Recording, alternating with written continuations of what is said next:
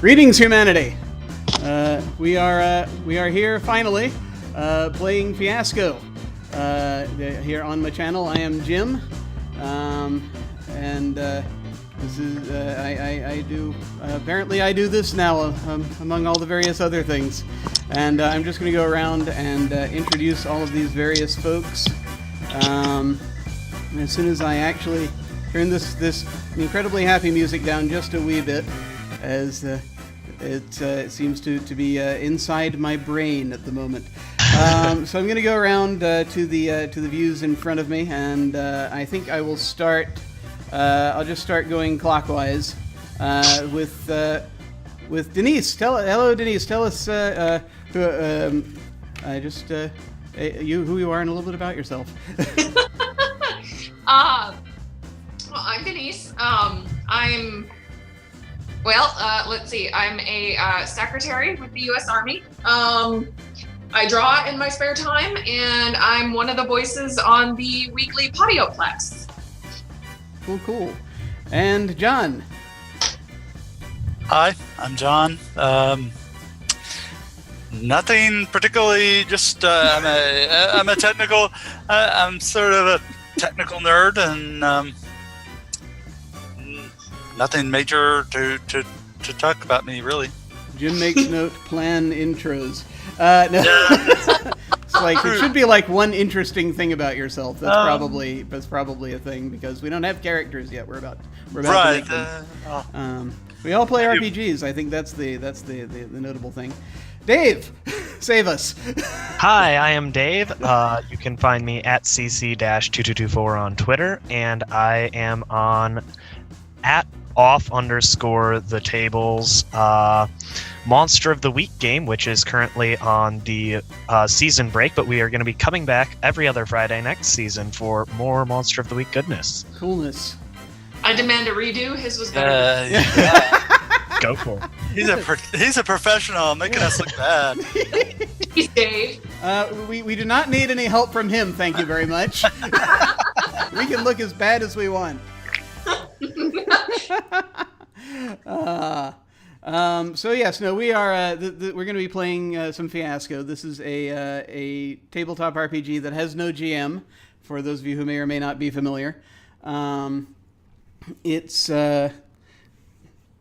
essentially the way I like to describe it is that we play characters with grand ambitions, and as I see it, the objective is to fail at those ambitions as spectacularly as possible.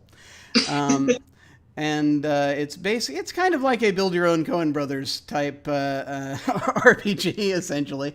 We're going to generate characters. We're using a play set, one of the last ones that they came out with over at Bully Pulpit Games, called Fist City. I'll just pause for a moment so that everyone can soak that in as they so desire, and then we'll not mention it and move on. Yes. So anyway, it's which appears to be about martial artists, and so I'm very interested to see how it goes. I've not played it before, and so we're going to get that started. It seems to me I lost track of a thing. Was there a thing I needed to grab up here? I don't know. Well, we'll figure that out as we go. I've sent the three of you the play set, and the first thing to do is we're going to roll all the dice in the middle, and I'll go ahead and take care of that, as these are. Is essentially there's a menu involved, and so I'm going to go multi-sided, random side, and there we go. All the dice have been rolled, and so there should be it'll come down to 4 dice for each of us. And the way this works is that we're going to pick various elements from the play set to form who the characters are.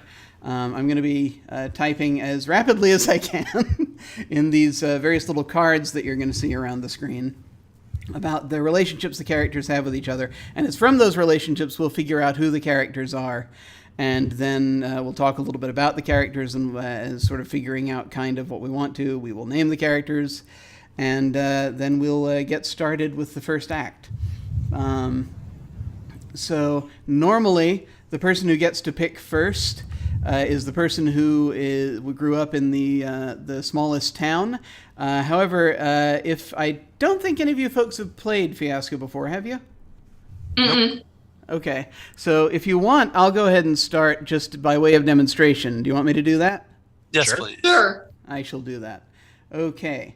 Let me get to so I can grab the background level here, and we shall we shall get this going. Oh, good Lord! Yes, someone in the chat has just pointed out there are no threes. That will be interesting. Awful lot of 5s as well. There are Yeah, I are see several that. 5s. There also are several 5s. And There are 6 5s out of 11. Yeah. That's pretty unusual.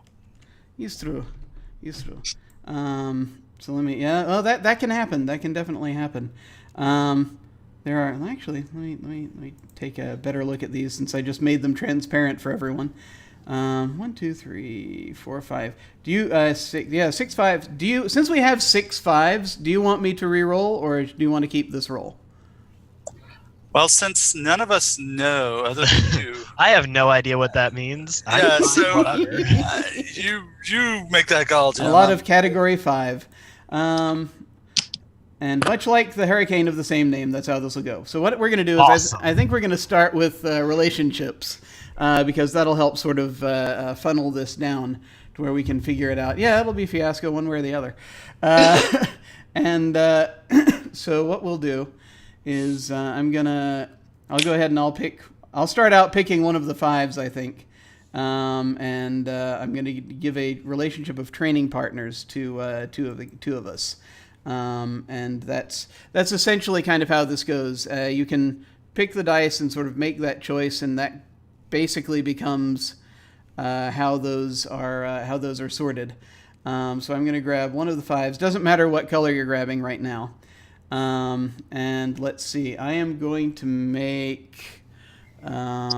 It's weird. I have to actually now. I'm going to be looking a lot in both directions because I can only right now while I'm on Roll20 I can only see your faces on the monitor to my right, and then I can only see the Twitch to the giant TV to my left. So there's going to be a lot of going on here.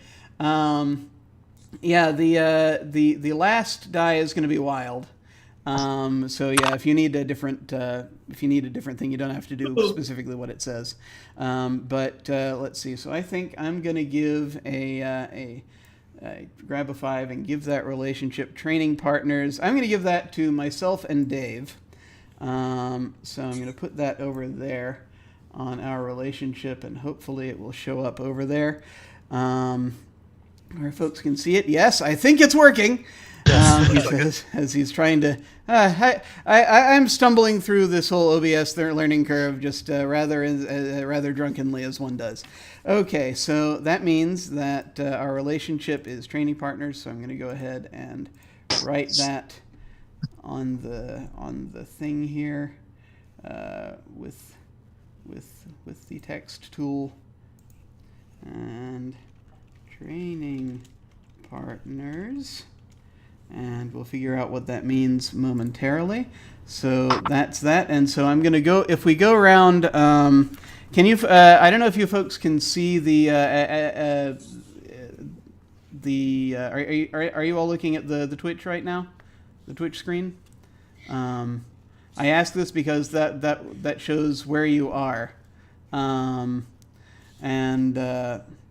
Gotcha. So yes. that basically, I'm going to go in the same order as I went when I was introducing everyone. So Denise is going to be next, basically. Oh, joy. So you may now looking at the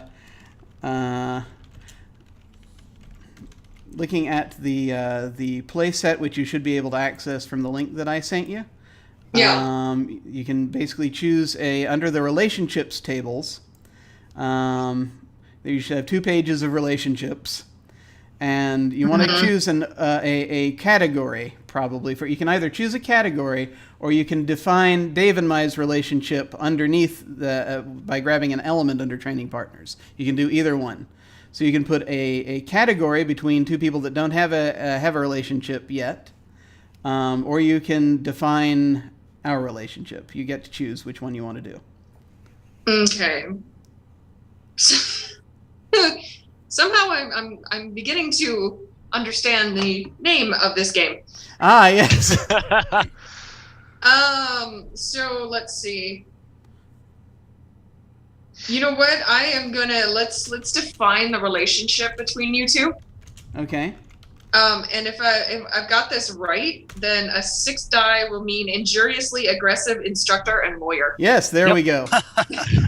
Awesome. That just sounds like fun. And as we go, we'll get to decide, we'll get to figure out which one of us is which as we're sort of defining that. So, yeah, go ahead and you can go ahead and grab one of the 6s and drag it over to that card. Let's see. There you go. All right. Excellent. Excellent. I need to just let me actually grab hold of. Yeah, can I grab hold of that? Yes, I need to change tools to grab hold of it. There we go. Hopefully, folks will be able to read this once the dice are cleared off. But yeah, that's good. Excellent. Okay, so next is going to be cool. Thank you. Next is going to be John. So go ahead and it's your turn, sir. So you can either our relationship is defined. So now you need to find a category, a relationship category that you want to pick. And right now everything but 3 is open. So no one's going to be able to be a. You're the relationship between you and a work relationship, Dave, right? Well, the relationship between myself and Dave has been defined now, so that's no longer available. Okay. Okay. That's so what now I was it's saying. you've got family, crime, religion, training partners, or training rivals are all available to you. Work is not available because there are no 3s. Gotcha. I'm gonna go ahead and I'm gonna also paste a. I'm going to put a link to this play set in the chat since we do have some viewers in case anyone wants to at home take a look and see what it is we're talking about. Okay, I think it would be interesting to set up maybe a rivalry here. So I will make a training partner between Denise and I. Woohoo! That's how that works. Yeah, you can totally do that. So training partner or training rivals? We will be training partners because you two are training partners. That way. Okay. I see where this is going. Okay, cool. Let me go ahead and let's see. So I put that. I feel like this is going to be a really bad Rocky movie. That's yeah. If that wrestling, we can only hope. Think right. over the top. Do you know what I'm talking about? All right. Yeah. So an arm wrestling movie. Oh, good lord! It could be. We haven't defined what type of fighting this is yet, so that is totally possible. Then I'm going to choose religion as the link between Jim and Denise. Oh, good God. Oh, there you go. Okay. And so that's a 4. Religion, yes. All right. Okay, so it's going to be my turn next. So let me. Dang, the best one of the religions is out because we don't have partners in a violent misinterpretation. That would be. But it's out. We have no 3s. No. All right. So it's back to me. So I'm going to go ahead then and let's see what we still have. Bits of everything. Let me actually group these a little bit so that I can see how many of each thing we have. I'm going to just group all of the things of like type together that are left. Yeah, that's the idea. So that way it'll be a little easier. Yeah, excellent. Okay, so we have 4 1s, 2 2s. A 4, 4 5s, and 2 6s. So I'm gonna eat up one of the 1s. I think probably. Let me see. What's a 1? Family. Excellent. Okay. So I'm going to. So John and Dave are getting the family relationship. All right. Excellent. Cool. And it's to Denise. Oh, it's my turn again. Sorry. Oh, It's sure. gonna rain. Yeah. Sorry. I'm so very tired. Damn it. I hate being a barometer. Yeah, It sorry sucks. about All right. So I can do like work relationships, right? Yeah, so we can say that there's a work relationship, but that's it's actually the number the gotcha. three is not available. And now all of the overarching relationship types have been decided. And so now what you have left is you can define the religious relationship between us. You can define the training partner relationship between you and John, or you can define the family relationship betwixt John and Dave. Okay, so I'm going to define the religious relationship just because it's going to be fun, and we have a bunch of ones, right? Yep, we got 3 ones left. Okay, good. So it's totally going to be a cult leader and follower. Excellent. I was going to do that to you. Wahahaha. It's going to be fun. Excellent. Cult leader and follower. Cult leader and follower. Excellent. I'm a horrible person. Well, you get to decide who's the who. Who's the leader and who's the follower? Who's the fool and who's the fool? Well, no, we get to decide that as we talk about it. Right. Yeah. That's what I'm saying. Oh yeah. So yeah, that'll be. I shall take great delight in. We shall take great delight in trying to figure that out because it could definitely would be interesting to see how that goes. Okay, and John, you're next. I guess we need to eat up some of those 5s. So let's see. Training partner. Ooh, I like that.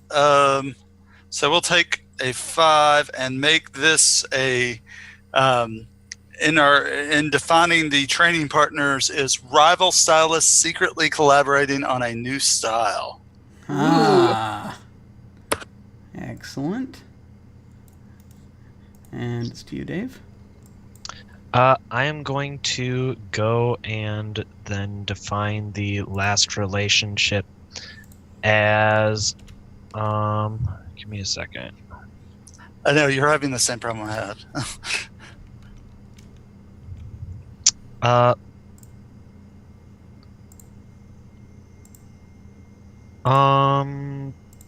Take one of these 5s and in-laws. Oh, good. Excellent. So we are in-laws somehow. Yep. Excellent. I like this. I like this quite a bit. Cool.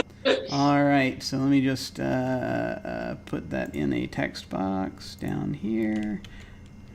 And it is now in the text box down there. Okay. Hopefully folks who are watching can see the text in the box. I'm just using the Roll20 default right now. There's no time to figure out the rest. And now we can move to the next part, the detail. Now the detail can come from you see we had a relationship table that we've been pulling from. In the playset there are 3 more tables. We have needs, locations, and objects.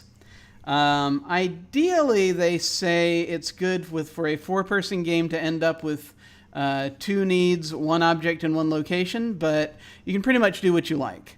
So you're going to have, so like you just did with the relationships table, where you get to, we're going to do the same thing. We're going to grab overarching an overarching need or location or object, and then define elements under those overarching categories.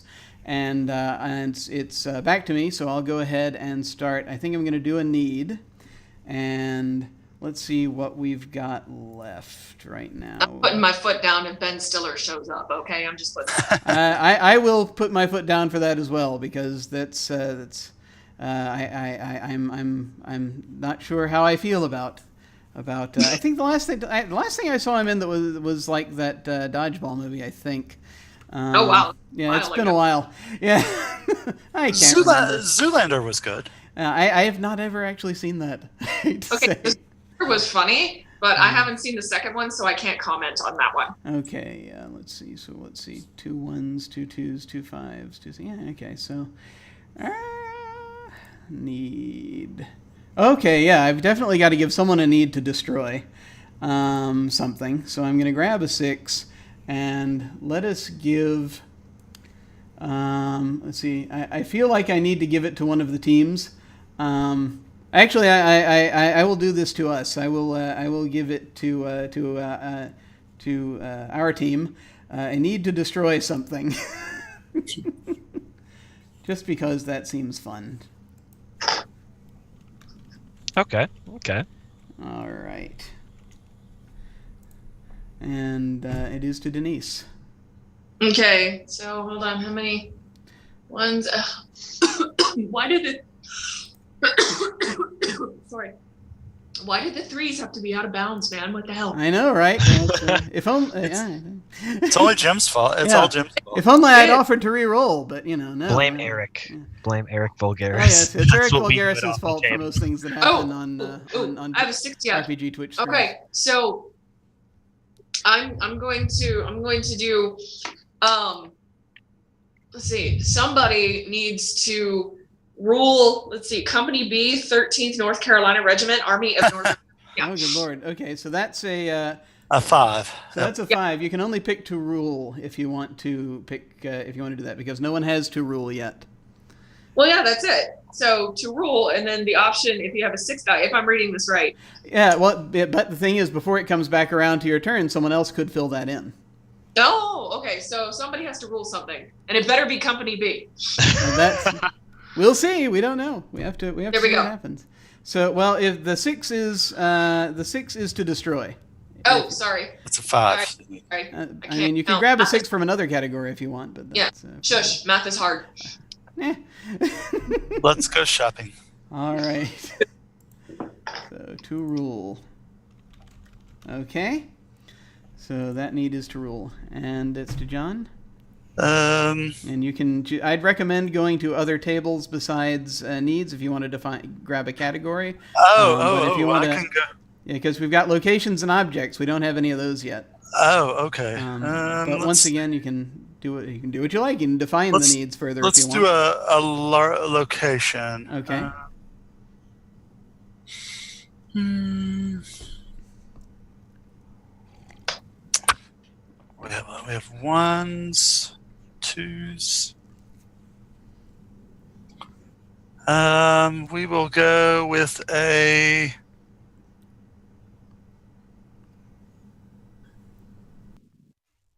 I would get 3 is out. Dang, I wanted 3. I will go with 3. That's great options. Yeah, I will go with the 4. I will go with a commerce. No, I'll go with 5. No, I'll go with 4. Okay. I'll go with a commerce location. Where do I put it? I put it on my card down here? You can put it. You can put it between you two or between you and. I see. And anything that has an open detail. So that's. So you want to put it between you and Dave? I'm sure. Okay. So I put it where? You just moved it down there, right? That's where that 4 came from, right? Right. Okay. There you go.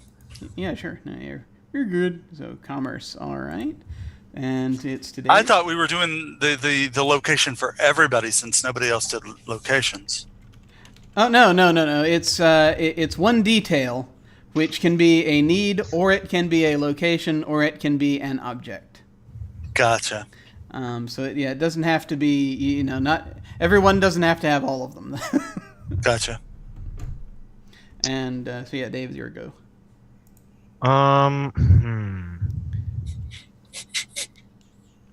Let's go with. Give me half a second. No worries. And, let's go with weapons between Denise and John.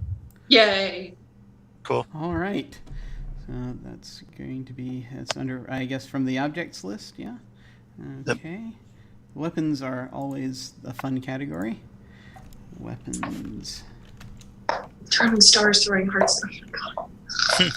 All right, and it's back to me, and So let's see. We got to define. So all we have left is to define. So 1, 2, 3, 4, 5. We have an extra die here, which I think. Wait a minute. 1, 2, 3, 4, 5, 6, 7, 8, 9, 10, 11, 12, 13, 14, 15, 16, 17. Ooh, I made one too many dice. It happens. We've been It'll just give cheating. the last person a choice. Just throw out one of the fives. Yeah, Since we had so many fives. it doesn't really matter. We'll I'm going to leave these choices up there, but it's funny. I'll kill one of the dice afterward once I figure out which color we have too many of. Black. We have too many black. We have too many black. Okay, Mhm. so I'll in a minute I'll take care of that. But for right now, I'm going to leave them up. Let's see. So I'm defining to rule or commerce or weapons. And let's see. Needs is to rule the PCP trade with an iron fist, which is nice.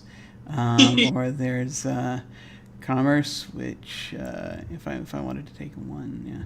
So 1, 2, 5, and 6. Okay. Risa. I wish. Let's see. Or to rule from beyond the grave. Good Lord, that one would be awesome. That one was fun. Yeah. I know you wanted the regiment. The Company B. The Company B, but Yeah. I mean, ruling from beyond the grave seems really awesome. Yeah, Rule Beyond the Grave would be pretty great. Let's see. But let me also just quickly check the commerce choices and the weapon choices. So commerce is Reptofit Gymnasium or PCP Lab. There's a lot of PCP in this playset, I'm noticing. Yeah, I'm starting to wonder about that. Yeah. A lot of these playsets have drugs in them. I'm just saying. Let's see. Anything really? Heritage Martial Arts Supply and Zombie Defense Outlet. I'm sorry, I have to do that. I have to grab that one. Okay. It's that's the location. It is the the Heritage. The commerce location is the Heritage Martial Arts Supply and Zombie Defense Outlet. That is vitally important. So Denise, it is to you. Okay. Let's see. So I am going to define the weapons. You can define either the weapons or to rule. Yeah, no, I'm going to define the weapons. Or to destroy. Or to destroy. That's right. I'm sorry. I didn't even. I forgot. All right. To rule or to define the weapons. So we're going. Jesus Christ, this game. So I don't think he has much to do with this game, but okay. So his name's Jason Morningstar. I know he's often mistaken for Jesus Christ, but he's. Let's say Morningstar's sort of the opposite. Of... One could say. One could say. All right. So the debate right now going on in my head is between throwing stars, throwing hearts, and throwing rainbows, or the creatively modified garden tool. It's a hard choice, you guys. I really wish that we had 4s left still. Flying guillotine. So I'm gonna go with creatively modified garden tools. Okay. Awesome. Nice. That's the one I would pick too. So Yes. I mean, there's a zombie emporium, so it kind of fits. That is it is life. It is good. All right.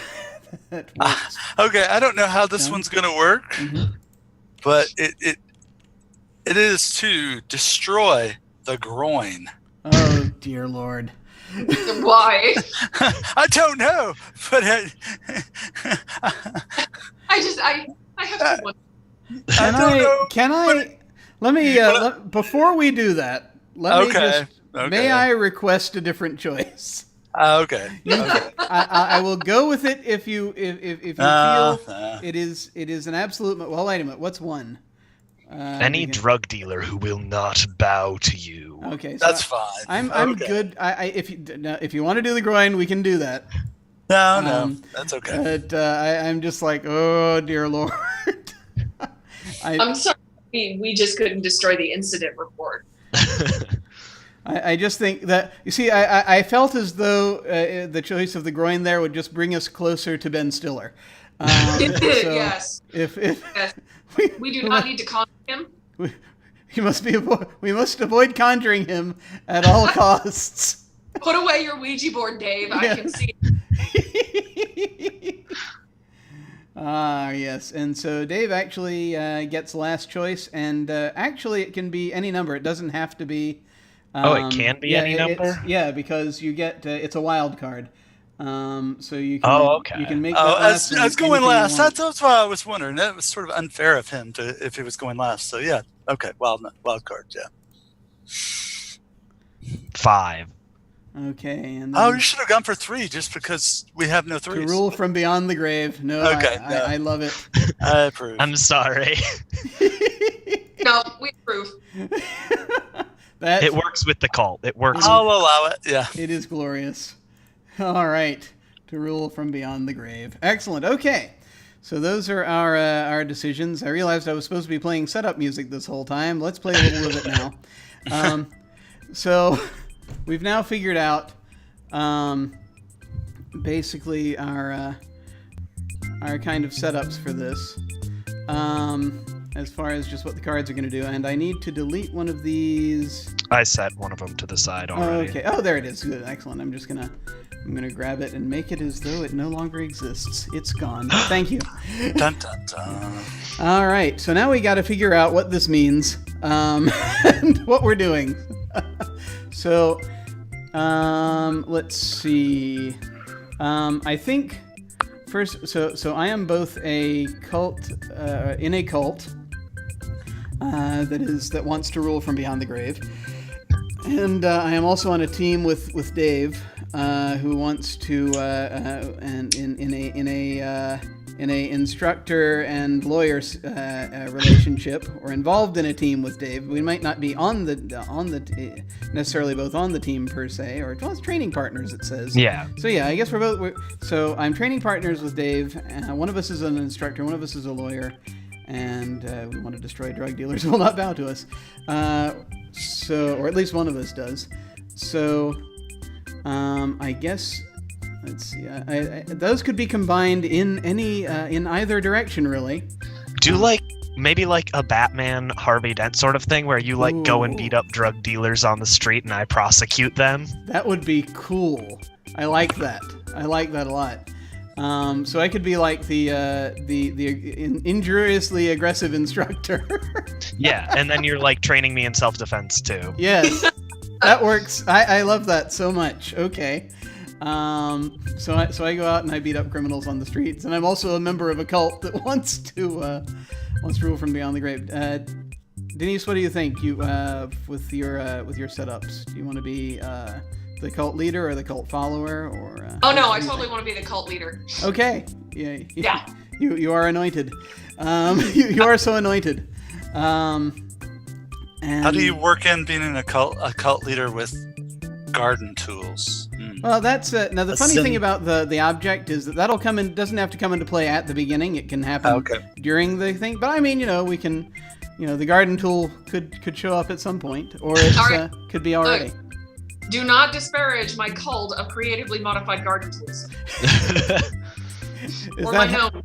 My garden gnomes. The cult of the garden gnomes. Ooh. The cult of the garden gnomes. Is that... That's how you rule from beyond the grave. Yes. Beyond the grave. My cult, my garden gnome cult will be my proxy. You're going to pass your soul into the garden gnomes of the world. You're damn right I am. I wonder if it's like a phylactery situation. Where it's like you... That's your Horcrux, yeah. Oh, yeah. You're keeping your soul in the garden gnome. Yeah, well, look. All I know is the next time they make a Romeo and Juliet movie, I'm going to be in it.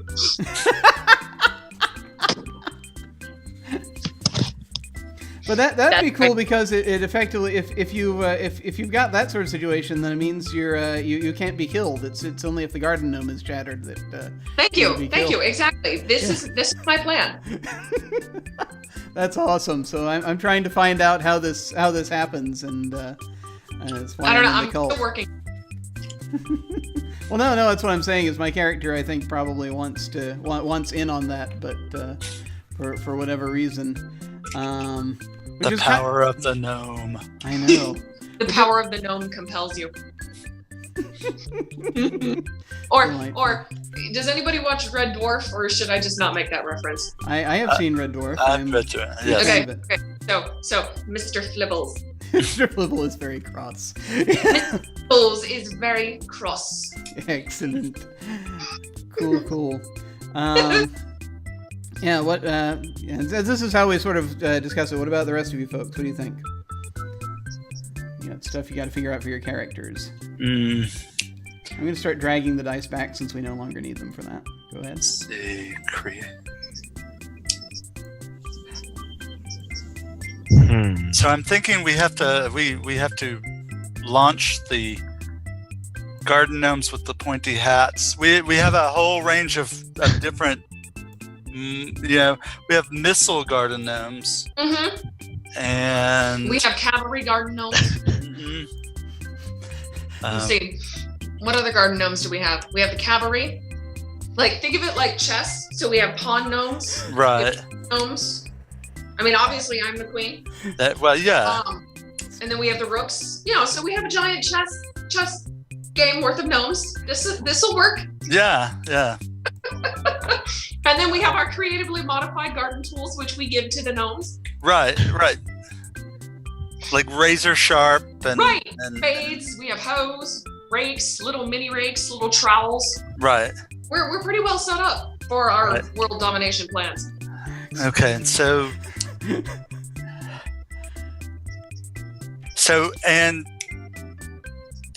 Dave and I work at the Heritage Martial Arts Supply Store and Zombie Defense Outlet, or is that where we met? Does his wife, my sister, run the place, own the place? Maybe that's the case. I love that. Yeah. Heritage. Who's Heritage? That's the question. That's her name. Don't ask these questions. Yeah. If we had the running the company B, we would have known which Heritage. That's true. Thank you. That's what I said. But no. No. We had to rule from beyond the grave. Yeah. No. Heritage is my wife's name and your sister's name. Ah, okay. That's just her name.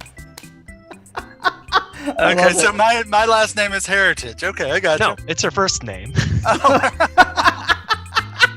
she die in some horrible zombie-related accident? Is that why it's a zombie emporium too? Oh, interesting.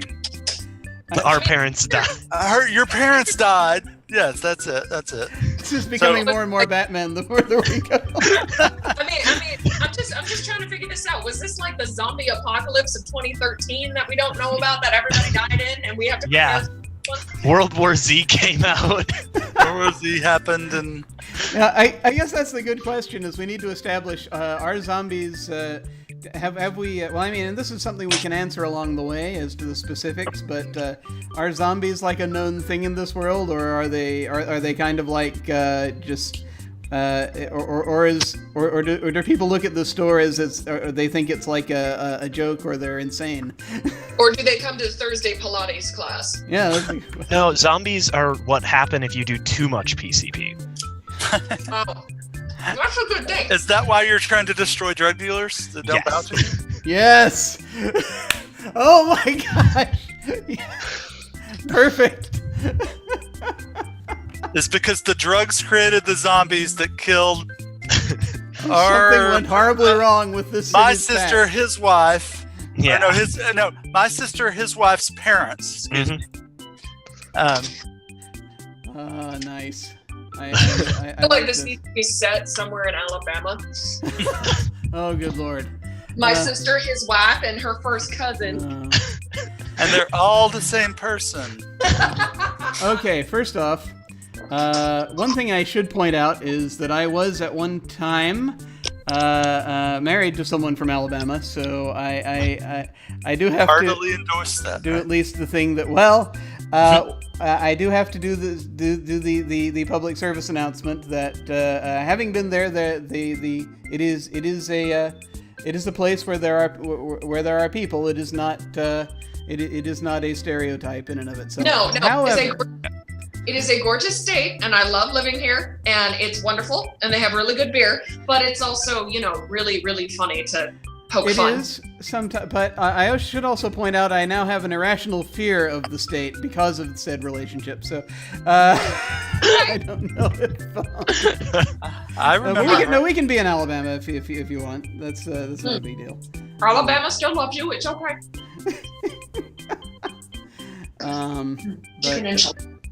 So we can be wherever. Do you guys want to be in the South, or do you want to be somewhere else, or like out west, or? Like if you're gonna have a zombie emporium, you might as well send it to the South.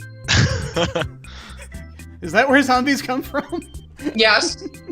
Actually, yes, that is where. Well, yeah, technically, yes. Although by the South we have to mean not this continent necessarily, but If you read World War Z, they came from China. So. Well, if you pay attention to The Walking Dead, they started in Atlanta. Yeah. Yes. About 5 miles from where I live. So. How was it like? How did the commute get after the zombies Yeah. got out? Was it difficult? Although that was not CDC there. That was the Cobb County Civic Center or something. But So I'm feeling that we had a minor, at least a minor zombie breakout at some point. That seems. Does that seem good to you folks? yes, I mean, and this is the South. They would have been gunned down before they were able to. Exactly. That's yeah. So that's definitely a thing. So yeah, we can do that. So there was So the drug trade, something I feel like there's like several tainted batches of PCP or other drugs that whatever it is that just mystical thing they've imbued it with that turns people into zombies. So if they how take does it, so did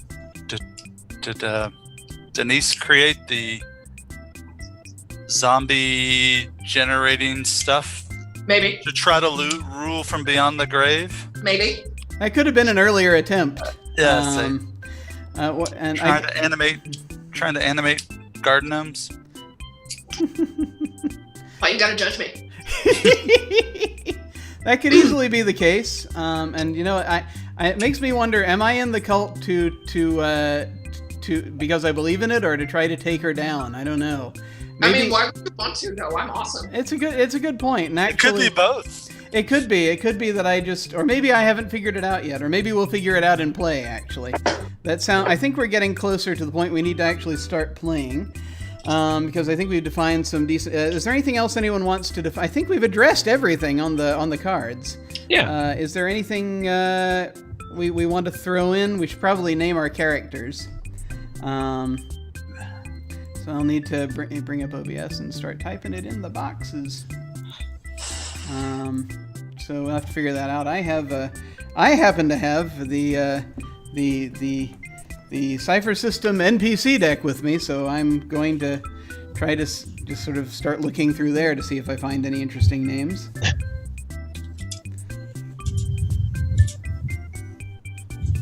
Oh, good lord. Okay.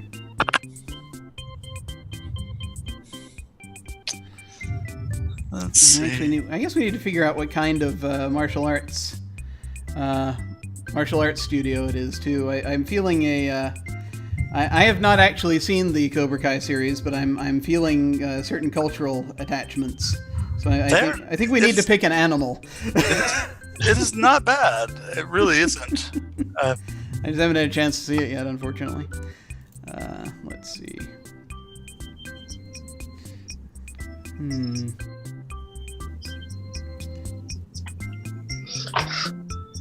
I think I'm gonna have to go with the first name Daryl. Not Daryl. Yes, Daryl. Okay. Let me see here. So, yeah, Daryl. Daryl. Yep. All right.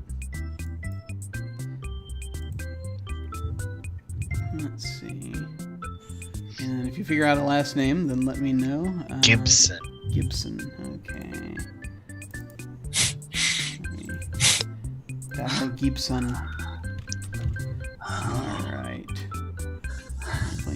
Okay, I'm playing with the random name generator from Behind the Names, which is totally worth looking at if you like name definitions. Daedalus Allen. Wow, that's a mouthful. Oh, but a good one, I think. Daedalus Allen. Now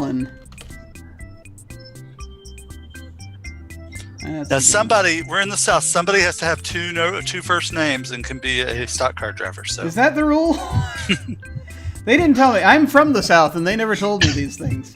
I mean, that was the joke with Ricky Bobby. You know, oh, was it? That so many of the stock car drivers have two first names.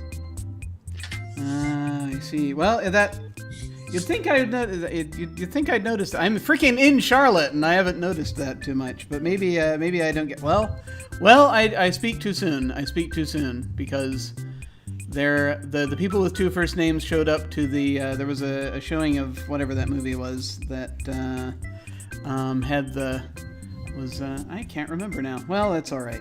It's I can't remember anyone's names right now. Oh, good lord. I'm just looking. I'm looking through cards, trying to pull names. Okay, good. I've got it. I'm going to play Kyle Wagner.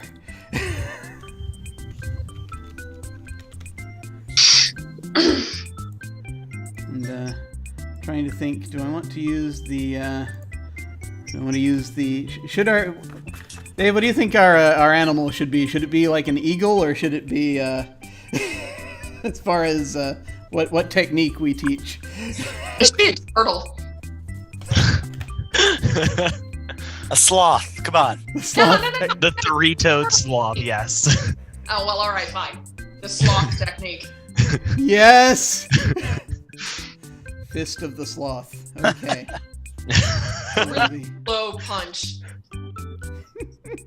Maybe claw of the sloth. Cloths. We have to come up with our garden tool technique.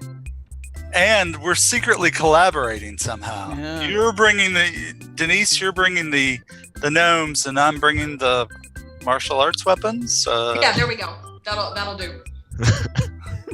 And you each have these like you're secretly collaborating on the. Oh, that's wonderful. But so which is great because openly it's like you're supposed to be enemies. But right. This is delightful. Okay. Denise, do you know what you want your character name to be? Yeah, you know the author Madeleine L'Engel? I do. That is gonna be Madeleine L'Evil. Okay, I will need help with the spelling. So you know how to spell Madeline, right? I am going to try Madeleine. INE. Okay, Madeline. And the last name. And then capital L. Mm-hmm. Apostrophe. Mm-hmm. And capital E. Mm-hmm. VIL. Oh, Get it? No, I don't get it. Come on. All right, there we are, and we've gone ahead and I've got our names up there now. I guess then, is there like? I presume there is some kind of since this is a martial arts themed thing, that there's like some sort of competition or other, or a set of things in this area that we're involved in, or some organization that we're all involved in, where the fighting happens. Is it something like that, or are we just people following various rival spirits in the same city, or what do you folks think?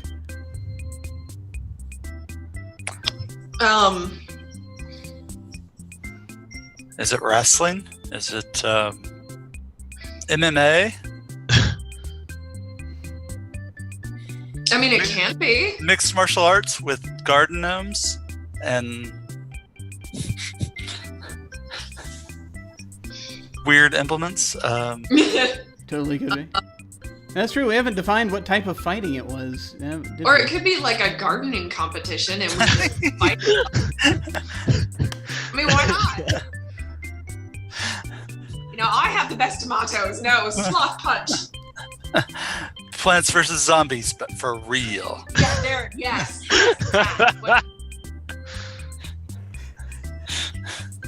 Wow. It could be. I mean, I'm just saying, I like this idea, and I'm the cult leader, so sort of a gardening. We could have a commerce kind of thing going on here, where two gardening centers. yes. And the Heritage Martial Arts Supply is attached to one of Right. I like the idea that it's somehow a gardening and martial arts competition, Right. but it's mostly gardening. Have you ever? You've seen Denzel Washington, the movie where he fights all the Russian mobsters in the Home Depot. Equalizer or whatever. Yeah, the Equalizer. It's like that. We have the martial arts competition inside the. Look, you remember Hot Fuzz? Inside the garden center. Yeah, no. You remember Hot Fuzz? How Oh, I love that movie. Yeah. Yeah, how everybody wanted to keep the town perfect. That's exactly what we're doing. Oh, well played. Yes. Yeah. Whoever met hardcore gardeners, man, come on. Those people are serious. I approve this. I approve this. I like it. I approve of this. That's one of my favorite movies. So. I love Hot Fuzz. Okay, so actually this kind of means we're sort of all associated with the same cult, basically. Mm-hmm. Give me just a second. Sorry. If you want to be. Okay, yeah.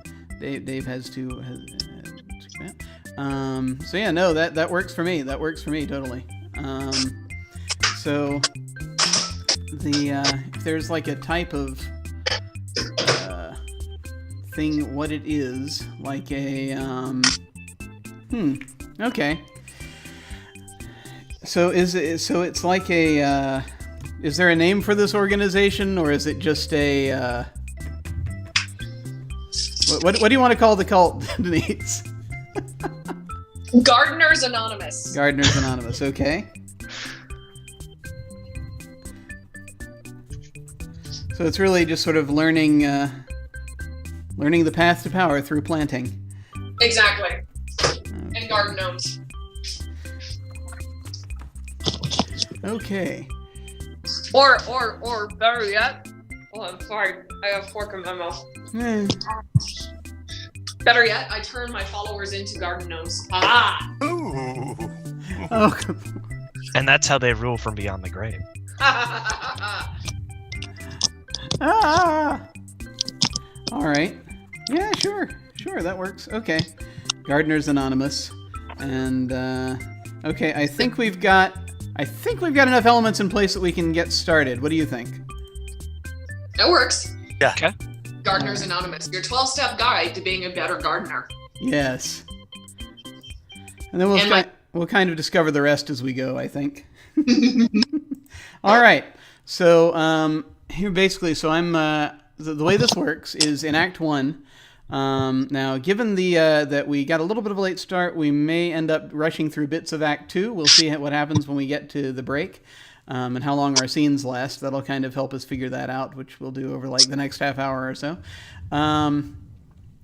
So Act 1, the structure is there are each character gets one focus scene. The way this works is that when it's your turn, you get to establish a scene or resolve the scene. You choose that at the outset. If you choose to establish the scene, then you define the way the scene starts, everything about the way the scene starts, and also figure out kind of, aside from establishing, sort of figure out what your character wants in that scene, because the scene has to stop at some point when we've answered that question of whether you're going to get what you want in that scene or not. So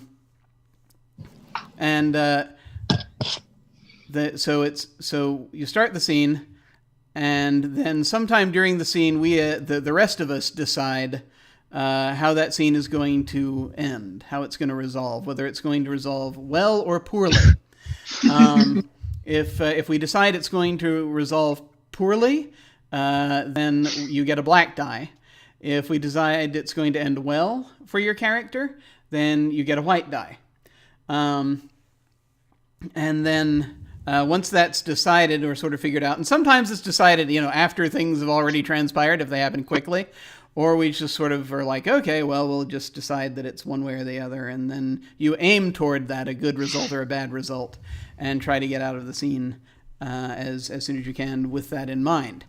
And then in Act 1, you give your die to one of the other players at the end of the scene, because at the very end there's sort of a little bit of math that goes on, determining between various colors. That we'll get to that. We'll get to that. I was told there was no math. It'll be easier than you may think. Yeah, I signed up because there was no math. What the hell? So basically the more of one color you have, the better things will end for your characters. Though typically I play to lose because I find it funny. So that's is that fairly clear how that works? We just sort of play out a scene. If you need there to be certain NPCs, then you can just basically we can pull from the other players to play NPCs if their character's not in the scene, or even if they are in the scene, if it's not their focus scene. If it's your scene, you're just playing your character. So that's kind of how that works. Is that fairly clear? Is there anything you need me to elaborate upon for that, or shall we? So you do the first one, and then we'll just follow. How's that? You'll do the first one.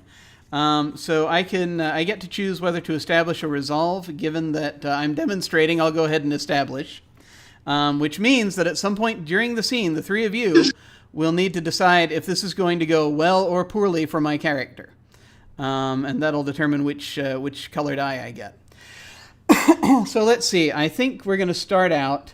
I guess we'll start out in the dojo, in the Fist of the Sloth dojo, and we're basically using this I'm trying to teach a gardening technique that. Because it's a combination martial arts and gardening dojo. Yes, it is. And I'm trying to teach a class, I think, how to a technique for planting and watering that involves climbing up a small tree or a ladder or something very close to the soil, above the soil. And dropping, the water or the seeds or whatnot down from high above, and just sort of how that connects with everything. And we can say that Daryl is there as well. And this is sort of an establishing kind of scene, just to sort of establish our characters. So we can, let's say that there's something we need to figure out. So let's say we're working on our agenda to destroy drug dealers. So maybe Daryl, you're coming to me at the end of the class, or you're pulling me aside to tell me about and I'm going to need to keep switching between screens so I can read everything. You're telling me about maybe a drug deal that's going to be going down that you've found out about, and so is that good with you? Yeah, I can put that in. Okay, and I think that's everyone who's in the scene. So Denise and John, if you like, you can play students who are in the scene. We're there to ask questions and annoy us, and what have you, if you so desire. So as we get into it, I'm just sort of in my sort of, what is that? What is the? You can see how long it's been since I've done anything like this. What is that called? It's not a kimono necessarily, is it? A gi? The gi, is that the name of the yeah, clothing that's the name that the martial arts people wear? Yes. A gi. Yes. Okay. So I'm dressed in my gi with a big sloth on the back, and I'm just sort of pacing back and forth, with my arms behind my back, just sort of watching the students as I've got them up on these various little bamboo-looking constructs that are next to these gardening boxes that are on the floor, and I'm just sort of reaching them and saying, "No, you have to climb higher. You have to climb higher if you are going to reach enlightenment. It's the only way that you can use the path of the sloth to improve your gardening and your connection to the earth. It is the only way."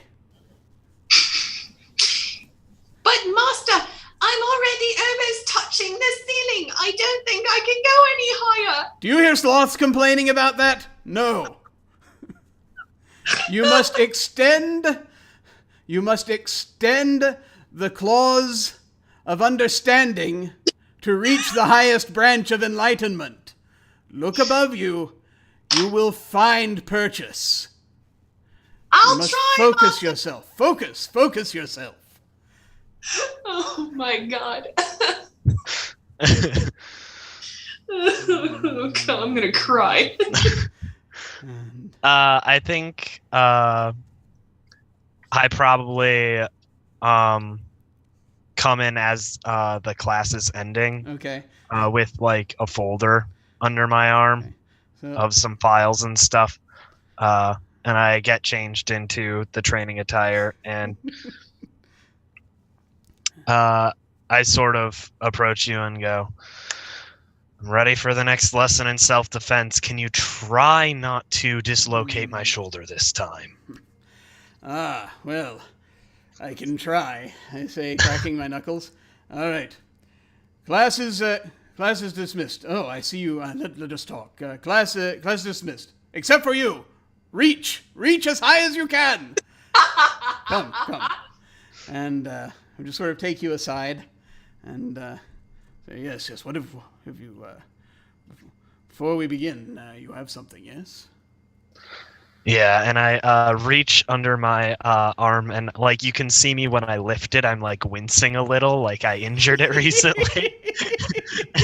And I hand you a folder, and inside you see pictures of a person that is making some drug deals and stuff on the corner. And I'm like, one of our informants recently told us about John Bernard, and he's been selling a lot of PCP recently. It seems like might even be laced with something. We don't have enough on him yet to get a warrant for his arrest or anything, but I don't know if something were to happen to him. Yes, I must take a look into this. I cannot, after what I lost last time, I cannot tolerate another outbreak. And then sort of pans in on my eyes, and you sort of get the letterbox. Actually, I need to. I think before I say anything else, and as I'm looking through the file, I think this is a good time for you folks to decide if this scene is going to end well or poorly for me. What do you guys think? I think poorly. Yeah, why not? Okay, so that means you can drag one of the black dice over into my box over there, which is actually just for right now, or I'll grab it. There we go, and so let's see. So what do we think? What do we think I'm seeing in here that means this scene is ending poorly for me? Is it like in the file or? Yeah, it's gonna be in the file. Okay. I mean, it could be the dojo blowing up for all we know. It could be anything. But I think it's a little early to blow up the dojo. But I feel like that's more of a end of Act 1 thing. Has someone kidnapped your sloth? We have a mascot. Your mascot, your spirit animal? No, the student that's reaching falls. Oh, Yeah, there we go. Yes. So as I'm looking this over, and possibly, actually, I like the idea of the kidnapped mascot as a possible thing too. just sort of looking around. Or rather, as just sort of looking through, and it's like, do they? And just sort of looking, and I'm not paying attention to the student because I just sort of see. It looks like is that a sloth? Is that a sloth costume? Is that a sloth costume in there? Do they have that? Where did they get that? And then we just sort of hear in the background this sort of close my eyes. And then I think that's the end of that scene. So I'm gonna give that die. Let's see, since it's in Act 1, I think I will give that. It was a good idea. I think I'm gonna give that die to Denise, so she will have the black die. Oh, do I? And now it is your turn, Denise. So we're gonna have a scene for your character. Do you want to establish or resolve? Well, I don't think there's anything to resolve. Is there? In your scene, well, let me explain. I'm sorry, I didn't explain the other half of it. I apologize. Yeah. If you choose to resolve, then what that means is the three of us will get to set the scene, just like I did for my scene because I was establishing. If you resolve, the three of us will be establishing. So we put you in a situation, but the advantage is during the scene at some point you get to decide whether it's going to go well or poorly for you. And so that's how that works when you resolve. So it's just a question of whether you have narrative control more at the beginning or at the end of the scene. I kind of like the stolen sloth mascot idea, honestly. Okay, do you want to establish a scene involving the stolen sloth mascot? Yeah, let's establish a scene involving the stolen sloth. Okay, so this is your scene. So I guess start out with telling us sort of what where your character is, what they're doing, and how the sloth is involved. So since I am a cult leader, and let's see, where am I? And I want to rule from beyond the grave. Cult leader, fellowship, training partners, right? Okay, so I'm in the Emporium, right? You can set the scene so you can. Yeah, so let me be in the back of the Emporium, and I'm going to be in my cult room. And some weird arcane symbol that I came up with. That made her. It's a shadowy figure of a gnome. Yes, an inverted gnome. Yes. You know the point of the pentagram is the hat of the gnome. Yes, exactly. And there's that candles so all around it. And I'm like chanting and stuff, and I've got this sloth because I'm slightly crazy. And I think somehow the sloth is going to get me toward ruling beyond the grave. There's a rumor that the sloths are psychopumps. Exactly. Yes. Yeah. And I think if I'm still trying to decide if I want to sacrifice the sloth, or if I want to sacrifice myself to the sloth in the hopes that by doing so, I will then enter the sloth's body and rule from beyond the grave in a sloth. So this is actually, so just to be clear, is the mascot in the sloth costume, or is this a real sloth that you have? No, this is well, I don't know. This is all dependent upon, is the mascot a actual sloth, or is it some poor sop in a sloth costume? I thought it was someone in a poor sop in a sloth costume, but no, I'm pretty sure. I thought it was a real sloth. Yeah. You can have a real sloth if we can have more than one. If you would, we have both. You can have both. Yes, I mean you can have you can say it can be a sloth either connected to my dojo or not, as you see fit. Okay, so I have the poor sloth mascot guy chained to a chair. Okay. And right, because the costume is so good, you see. The costume is so good, I think he's a real sloth. I'm like I said, I got the Einstein hair going on, okay? Oh my god. So I got this poor little bastard stuck to this chair, and I'm gonna sacrifice his ass. This poor guy. Okay. Who do you want to play the mascot? Dave can play the mascot. Okay. What's the... As a training partner, I want to come in on this. I want to come in on the guy all tied up Okay. So I think we figured out what you want in the scene. So that's so I think we're about ready to. The only thing I kind of would like to know is what's the mascot's name? I'm gonna call him Bob. Bob the Sloth. Okay. Poor Bob. Excellent. All right. So go. But his real name has got to be something else. She's Probably. going to keep calling him Bob, but Kevin. Kevin. Yeah, Kevin. There we go. but Kevin she is- keeps calling him Bob. So is he still in the? So he's still in the costume while he's Yeah. chained up? Is that how that? Yeah. Okay. Oh, Awesome. So you guys. So this is what's happening. So let's start playing the scene and see where it goes. Okay, so I'm just so I'm pacing around and I'm chanting in this crazy squiggly language. So I'm like, Why am I tied down here? you don't understand, Bob. In order for me to attain awareness and rule from the grave, you must be sacrificed. I'm so sorry, Bob, but the great gnome demands it. First off, my name's Kevin. I'm knocking on the door. What is it? Madeline? What? I'm busy. What do you want? Well, There's more than one of I you. wanted to talk about this new rake that the gnomes and the rakes and the. What Why did is there a guy in a sloth costume tied up What over here? did the Please shipment let me out. come in? Did the shipment come in? Well, yeah, but I think we have bigger problems here. There's a No, guy no. tied up in a sloth costume. Please let me go. It's Bob the Sloth.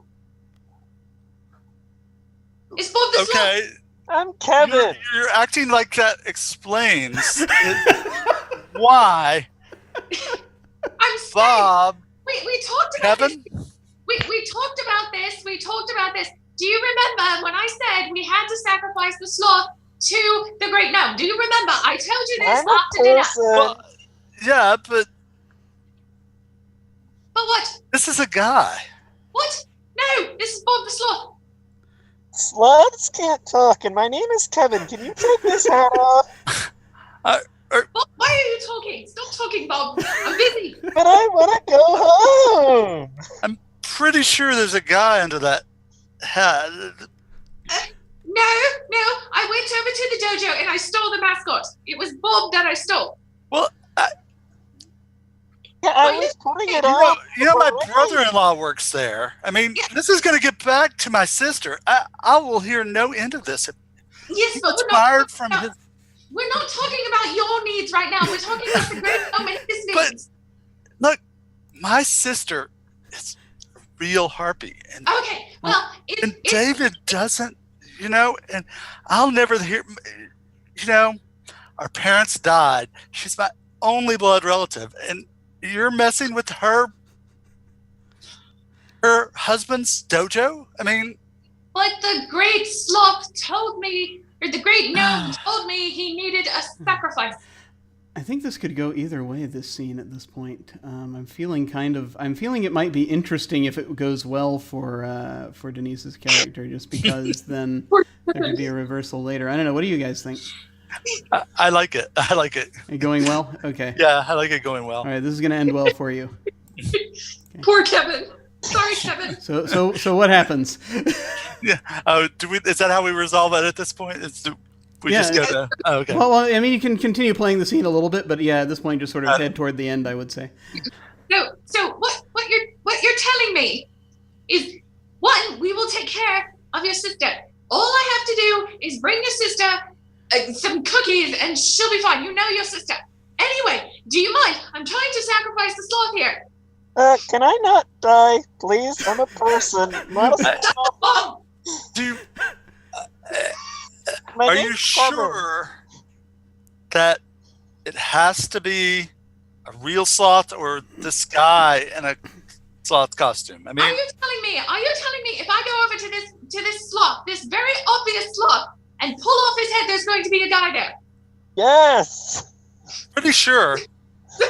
So I'm going to storm over to to this guy, to this sloth, and I'm going to pull his head off. Oh! Oh! Well, who are you? I'm Kevin. What are you doing in Bob? I was putting on the costume for the parade. What parade? Why are you in Bob? I don't know. Ah, Did you swallow Bob, or did Bob swallow you, or? Bob is just me in this outfit. wait, Bob isn't real. I mean, sloths aren't like actually legal pets, so.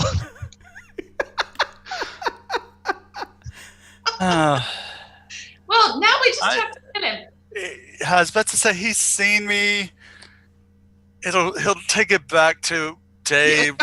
No, I'm just gonna. No. So I'm gonna look at Kevin. I'm gonna say, "I'm so sorry, Kevin," and I'm gonna stab him in the lung Okay, I think that With a gnome. with the gnome. With the gnome.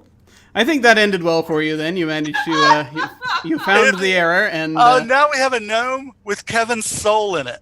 Yes. excellent. So now you have a gnome with Kevin's soul in it. Excellent. Denise, who do you want to give that die to? I'm going to, because Dave was such a trooper. I'm gonna give it to Dave. Absolutely, yeah. Well played. Dave is just a trooper. Excellent. And John, it's your turn. Do you want to establish or resolve? I'll resolve. I Okay. think we'll go the other way. So. All right. So what situation do we want to put Daedalus Allen in? What do you One think? where he has to explain his name. Well, maybe, yeah. But now we have to decide we decide now everything about how this scene starts and what he's doing, and where do we think he is? What do we think he's doing? Let's see. I don't know. What do we think he's doing? I think, well, clearly there's some concern. There's a pressure point with his with his sister, yeah? Yes. So maybe something that explores that might be interesting, or something to do with his relationship with Daryl, possibly. Oh, you know what? His sister. We can put him in a situation with his sister, right? Mm-hmm. And she's just an absolute harpy. Excellent. And what's your She just continues to harp on him. what's Daedalus Allen's sister's name? We oh no, it's a Heritage, right? It's Heritage. Yeah. Yeah, that's right. Heritage Allen? Heritage. There we go. No, Gibson. Or Heritage Gibson now, yes. Heritage Gibson. Okay, so where are they, and so where are they? What's going on with them? Right now? So if she's a harpy, I kind of see her as like the harpy over the Emporium. So she would be yelling at him for the rakes and the gnomes and whatnot. Yeah. Yeah, the focus should be more on the zombies because of what happened to the parents. Well, yeah, Instead, exactly. I mean, we can't have another uprising. That's important. Right, and instead you're buying gardening tools. What are you doing? Right, And she so- doesn't understand the whole gnome and the gnome thing. Okay. Because that's a secret thing with. Okay, so we've got that. So they're at the Emporium, and she's there, and Daedalus is there. What is Daedalus trying to do? What does Daedalus want in this scene? Why is he talking to her? I What do we think think? because she got a hold of the invoices. Like, let's make her the family accountant. Ooh, okay. Yeah, she got a hold of the invoices because she's doing the bills. Okay. So And mhm. And he promised her that they were going to start doing more, like zombie fighting stuff, and yet they're still doing gnomes and gardening tools. Yeah. Oh, yeah. And it's probably because he's working on this secret project with Madeline, and Exactly. and she's started ordering all this stuff, and she's finding out about it. So I like that. So we can put him in that situation. Do we want to throw anyone else in the scene? Do we want Dave to show up, or should this just be a scene between the two of them? It should be a scene between the two of them. Yeah. And so then I guess who wants to be Heritage? Jim, did you want to? I can give it a shot. Sure. Yeah. She's a harpy. She's a harpy. Okay. Is she a literal harpy, or is she, as far as we know so far? To you. That is up to you. I'll see what I don't think she would reveal herself as of yet, if that is in fact the case. So we'll see. We'll see. All right. So I think we figured out, and so also, John, you can have a little input in here as to what your character wants in this scene. What would be good for him? He wants to just convince her that it's not a problem. I'm guessing, right? Right. I think that's the general. Okay. Yeah. Okay. And I think he's gonna. Now, when do we decide whether I get to decide? You whether get to choose at some point during this scene whether it's going to go, how it's going to go for you. Yeah. Gotcha. So you just basically, whenever you figure that out, you can tell us, or I'll I'll say, hang on, let's figure. Either way. So Anybody let's go else? ahead. I was trying to think. There, I guess just two people in this. Yeah, That works. I think that'll work for this one. That's a good establishing thing. Okay, so she's she's there, and has been trying to get things just sort of organized. She's moving things around, and in the, I guess, in sort of the storefront area. So there are a bunch of gardening supplies and martial arts supplies, and so she's like. It's like hanging up pairs of nunchucks on things, and you come in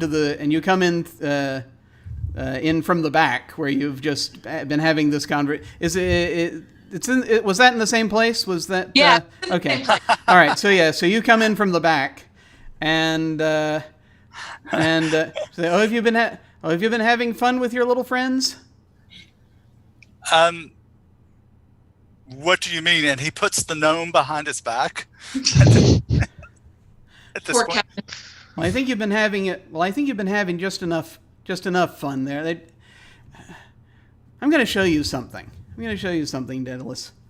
And she pulls. She picks up an iPad-like device, and sort of scrolls down.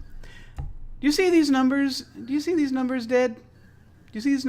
Yes. Yeah, they're not where they're supposed to be.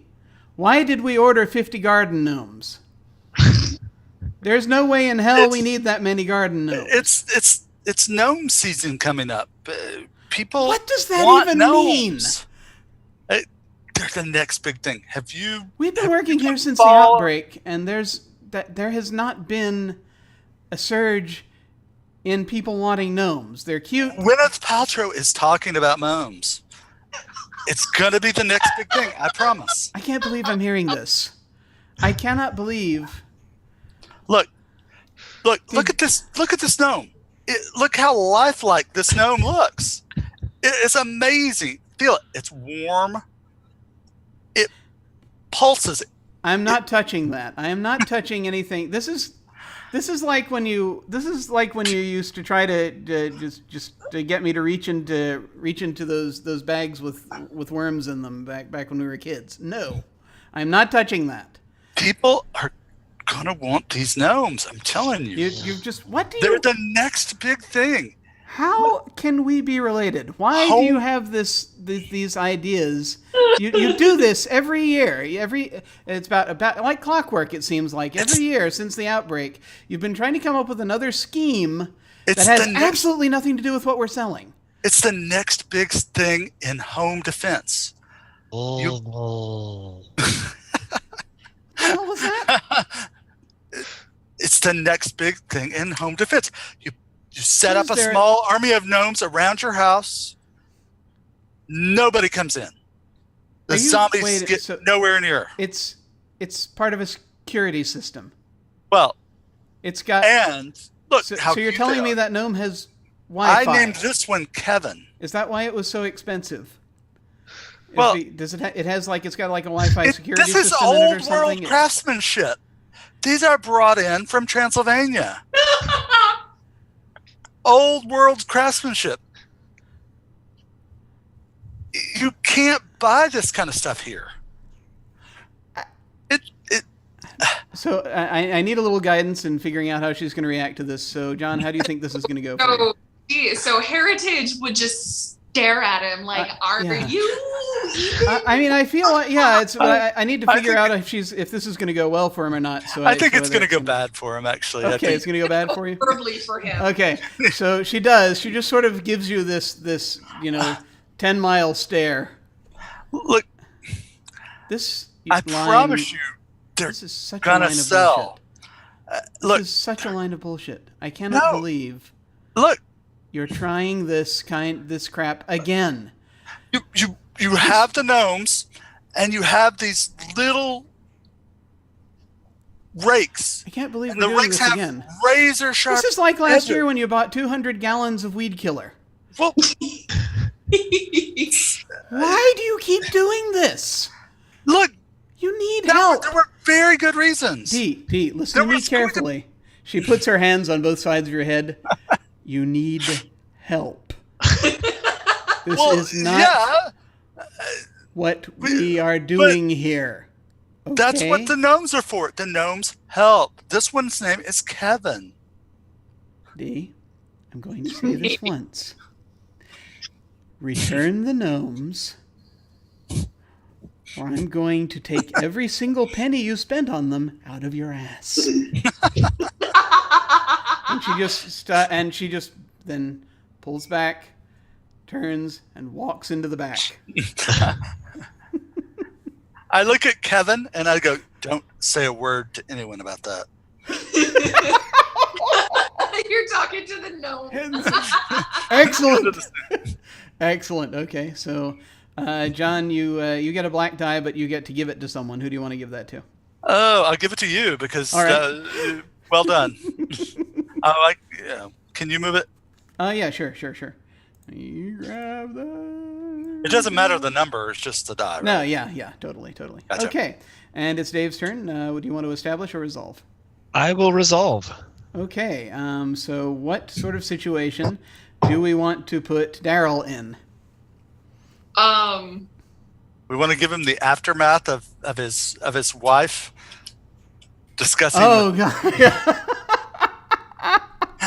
So she's coming and telling him about the about what's going on with the store, and everything seems to be falling apart. Yeah. Oh, okay, yeah. And there can be a little reveal about a gnome named Kevin, and Kevin is missing. Yes. Excellent. Okay. So let's see. Where do we think this is taking place? Where is Daryl when she's going to him and talking to him about this? So can Daryl be in the dojo? Yeah, we could say that he's still at the dojo. He's actually The two buildings can be connected. I mean, why not? Maybe they're pretty. They're at least pretty close to each other. Right. And so I can see her. And then you go take martial arts lessons. The dojo is the garden center. Right. You've got a big wide area where you do the grass and. Zen garden. I don't know if we're supposed to. Well, here's the thing: is if we're supposed to have like rival teams of this of gardening teams, I feel like there need to be the dojos need to be around. There's a demarcation. So the Zen garden is the demarcation between the two spaces. And you have a big fountain in the middle of the Zen garden. It's very Zen. It's like the no man's land. Everybody goes. So this building would have like multiple dojos off of it. Is that kind of what we're looking at? Okay. For the different schools that garden fight. Right. Okay. And we even have a mommy and me gardening. Okay. That'll work. Every Saturday at noon. Okay, so yeah, we'll say that Heritage is heading into the dojo to talk to Daryl about this. But we need to figure out what Daryl wants in this scene, sort of what, so we'll have a good idea of whether it's going to go well or poorly for him, or so he will. Dave, what do you think Daryl wants right now? Probably to finish his training.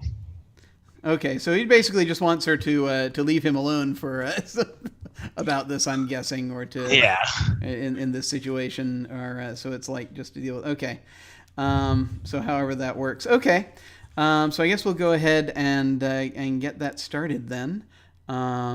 So we'll say that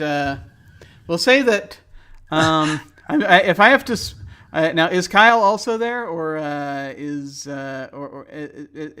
like you say? Are you finishing up your training session, or we're in the middle of a training session, or Yeah, what? Do you, probably. I don't know.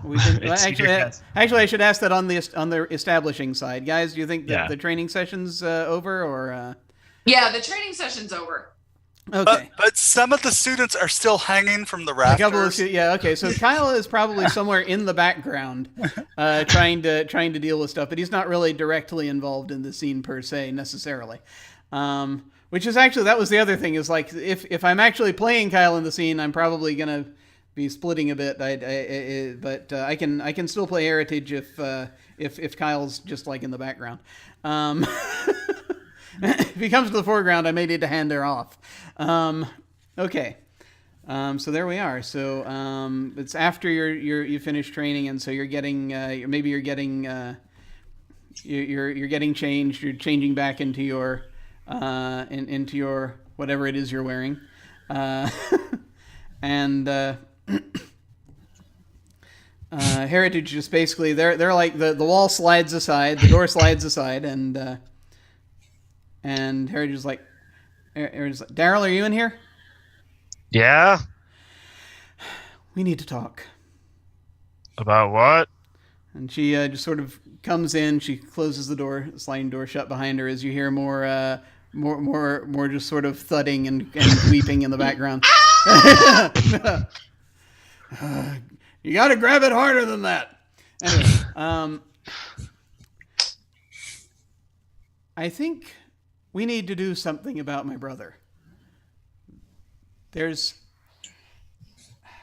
has lost his damn mind again, and to be perfectly honest, I think he's becoming a serious detriment to this business, and I think we need to kind of figure out what our legal options are here in terms of splitting this off from him, getting him out, because I can't do this anymore. I just can't. Do you know what he did? Oh, what did he do? He brought me a garden gnome. Poor Kevin. And named Kevin, apparently. And he says that it's a security system. He ordered 50 of these things. And it's just a regular garden gnome. I know a garden gnome when I see one. This thing does not have Wi-Fi. I can't talk to him anymore. He's lost it. I think he's completely lost it. We need to get him out of here. And believe me, he is my brother, and I love him, but I also want to kill him right now. What can we do about this? How many times do I have to tell you it is extremely difficult to get anyone declared of unsound mind? He was talking to it. I'm pretty damn sure People he talk was to their saying things to dogs. it as he... But not to their garden gnomes. I mean, people talk to literally everything. It's a thing they put on the line. Yeah, but he doesn't. He's not like that. Or he wasn't. He didn't used to be until the freaking outbreak. We've got to do something about this. Daryl, what can I do about this? You are the lawyer. What do you want to do about it? I want to keep him... I want to be able to fire him gracefully and not have him try to do anything through the... Okay. How did we set it up again? It wasn't a partnership, but it was... It's a co-op, right? So, do we have options for kicking him out? I would have to look over the legal agreements, but I'm a criminal prosecutor, not a civil attorney. For the last time. I know. Look, Daryl, I know, and I'm sorry, but this. So the while business this is stuff, going on, you handled all the business stuff for this. This is, and I mean, I tried calling Murray, but he's not picking up. And while this is going on, you're feeling something brushing the top of your head, and and it's one of the students, and he's like doing a claw lunge. How And did they get in here? Ah. So there's like a student trying to do a claw lunge from above you. He's sort of a hook claw. He just sort of it's a dojo, and They're doing you it just very didn't notice slowly. him hanging up there. He's doing it very slowly. Right. He's sort of looking I at am me. actually going to resolve this good. Okay. And I think like the conversation continues basically in circles for a little while, and then like the kid falls and lands on top of her. So it just basically gets interrupted, and so you don't have to deal with it anymore. Ah! And so you're now so basically they get. I don't know if it's bad enough to call an ambulance, but it's something that has to be dealt with. Okay, cool. All right, so you get a white die to give to someone. Who do you want to give that to? I'm gonna give that to John because of his setup with the kid. Okay, excellent. So what I'm going to recommend now, given the where we are in time, is do you want me to drag the die over, or do you want to do it? Please go ahead. I'll drag it over. Okay. What I'm going to recommend now is that the remaining 4 scenes in Act 1 be more short, possibly things and that can be like action oriented, but they I think maybe some stuff needs to happen, and so we want very little dialogue so that we can get this wrapped up hopefully without going too far over. I think I'll go ahead and establish, since it's back to me. I'm going to establish. We need to think of something quick that I need to think of something quick Kyle can be doing that we can figure out real quick if it's going to go well for him or not. So let's say that. It's the drug deal. So. Okay. So he's trying to basically Batman his way in to stop this drug deal. He is wearing an outfit that resembles a sloth. It's got like sort of a martial arts outfit with sort of claws coming off of the hands, and just sort of it's got just sort of a mask with and just sort of the coloration around the eyes makes it look slightly sloth-like, and it's like in the middle of these folks are there. It's one guy handing a briefcase to another guy in an alley, the standard thing, and he leaps down from a fire escape and assumes the sloth pose. He's been hanging down, so he just flips down from there and assumes his sloth pose. And how do you think that's going to go for him? Badly. Okay, so His cape catches on the fire escape. yeah, it catches on the fire escape. As he does capes, this, yeah. and they're like beating the crap out of him as this is going on, and he's trying to fight back and claw them away. And what do they do to him basically as he's fighting them? Let's have him break a bone.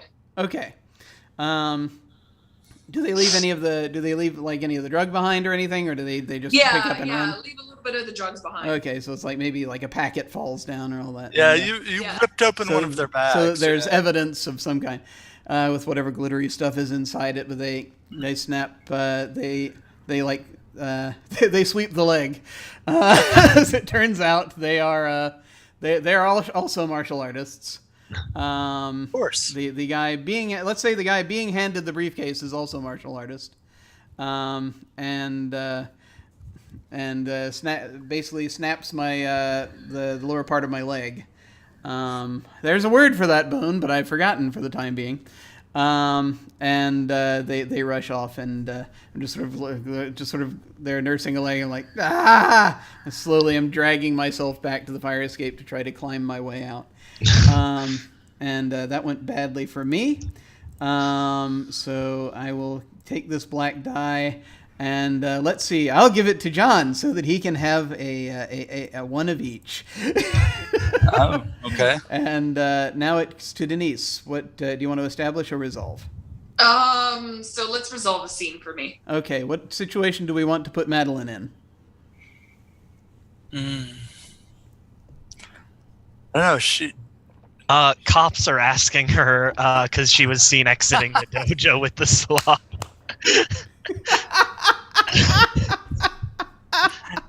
Yeah, they haven't seen Kevin in a couple days, and they're talking to him, to her about it. So who wants to?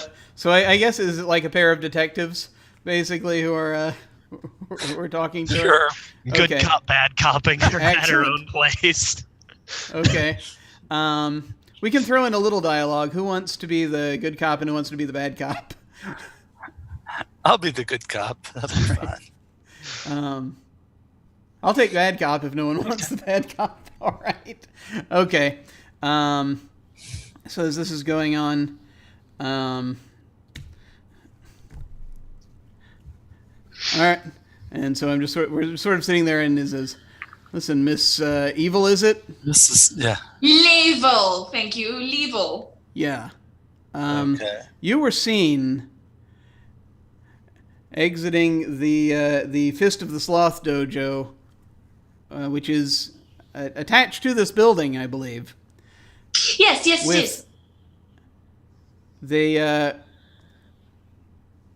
carrying someone in a sloth costume over your shoulder. Can you tell us anything about that? Because we think that you have something to do with it. We have witnesses. I'm sure there's a perfectly good explanation. Please. Yeah, there is. I was just giving him some water. That's all. He looked very hot in his costume. Do you expect us to believe that? We know you've got rivalries going on here, and we know there's something else going on underneath the surface. The only rivalry that we have is just in the gardening competition. That's all. And Denise, how do you think this is going to go for you? You get to decide. You know what? Let's make it go really, really badly for her. Okay. So that's crap. We've got security footage of you. We've got security footage of you pointing at him and knocking and somehow making him pass out. We know that you're dealing with. We've been dealing with plenty of cases that have some kind of mystical bent to them. There's a substance going around that gives people these abilities. There are rituals going around that can do it, and we know that you're into that stuff. Something's going on here, and we're gonna figure it out. Now, a woman such as this shouldn't be talked to that way. I'm sure there's a perfectly reasonable explanation for why she carried him out over her shoulder. Please continue. I think I should call my lawyer. Yeah, I think you should call your lawyer too. We're gonna come. Go on. Mm-hmm. Yeah, I'm going to call my lawyer. I'm not going to answer any more questions. We're gonna come back with a warrant. When we do, we're gonna find out exactly what you've got going on here. Dramatic 70s music. Oh, come on. And you smash a garden gnome. On the way out. Just sort of... Whoops. Knock one over and go, oops. All right, so that's a black die. Who do you want to give that to? I'm going to give it to John. Okay. All right. So now you have to call Dave, because we've established that he's a criminal defense attorney. No, prosecutor. Oh, you're a prosecutor. Oh. Yes, prosecutor. Yeah. I want him. All right, so so John, it's your turn. Do you want to establish or resolve? I will establish. Okay, I think that we have a scheduled sparring match between you two, between Kyle and Daryl and Madeline and Daedalus. in the Excellent. center. It's just this is just a friendly match.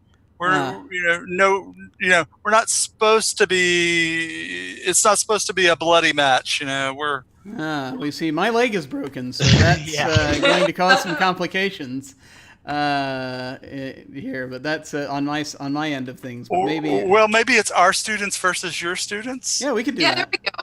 Yeah. And I guess that's enough, right? We Yeah, don't I wanna mean, go like, yeah, too far. we can do that. So yeah, basically, go ahead. Well, I don't are we going to show up with a row of gnomes? Yes, we are. We're not going to. You guys are going to show up with kids. Yeah, we've got like kids, and we've got various gardening and other implements, and We have gnomes. you have We have gnomes, and we're just sort of looking at it's like, and this is John. This is your character's scene, and. So what is your character specifically? I guess what does your character want in this scene? I want to see our gnomes do well in against real opponents. Okay, so Daryl and Kyle, I guess, are on one side of the thing, and you two are on the other side, and our students are like coming into the ring, and we're just sort of like, where are their students? And we just Where are your students? We just walk up and lay and set out, and we set them out like a chessboard. What the heck? I vote that we resolve this going well for you. Yes. In 8 of the 10 matches, your gnomes win. I agree. Okay. So how does this look when the gnomes take them out? Okay, I don't know. Do they actually move, or do they move like gnomes, or do they move like? Yeah, the gnomes totally move, and the kids. So what happens is the kids get all cocky, right? They think we're just gonna smash the garden gnomes. So like in a flurry of movement and the clinking of ceramic, all of a sudden, all of these kids are moaning and groaning on the ground, and the gnomes look like conquering heroes. So they've changed poses and positions to do that. Yeah. Yeah? But we didn't actually see what happened in between. Yeah, you didn't see anything. You just all of a sudden you have gnomes. The lights flickered and went out. And the next thing you see is boom. Yeah, The gnomes. hell? The gnomes are all exactly the same as they were, except one of them has like this really like creepy smile on it. Yeah. Like, Yes, What the exactly. hell? That's it. awesome. Okay, so John, you have a white die. Who do you want to give that to? I'll give that to to Dave. Okay. That was well. All right. And Dave, it's your scene. Do you want to establish or resolve? I'll establish. I think that a warrant probably came out, and you're being brought in for questioning at the police station. Now, Yep. one thing though, Dave, this is your character's scene. So that's Yeah, I know. I'm in the room with them. okay. So you're there present at the questioning. What is your Trying character? to offer her like a plea bargain to like who else you're conspiring with. Okay, cool. So that's what your that's your angle here in the scene. Cool, excellent. Yeah. So who's in the room? The other 2 cops. Okay, so And the other her. 2 cops and And her, me. and that's okay. So the detectives That's all and of us. Madeline and you are in the scene. Okay, excellent. So, and actually, she did ask for a lawyer. Is her lawyer present, or are we waiting for her lawyer to show up? Right now, why aren't we waiting for her lawyer to show up? Trying to get her to sign it before. Yeah, give me Her the lawyer sign comes. before the lawyer shows up. Okay, all right. So that's yeah. So that's what we're sitting with. So they've brought you in on what evidence they have, and I guess we'll play the cops again. And okay, so go. So it's Daryl is I guess. There's- Madeline, I don't know what you're in on, but seems you're over your head, and we can try to get you a reduced sentence if you tell us what is going on and who else is involved with this. So I'm just sitting and I'm Right now, not my lawyer here. it looks like you are going to be charged with kidnapping at the minimum, likely murder. That is more than 25 years sentence in prison. We can knock that down 10 years if you work with us.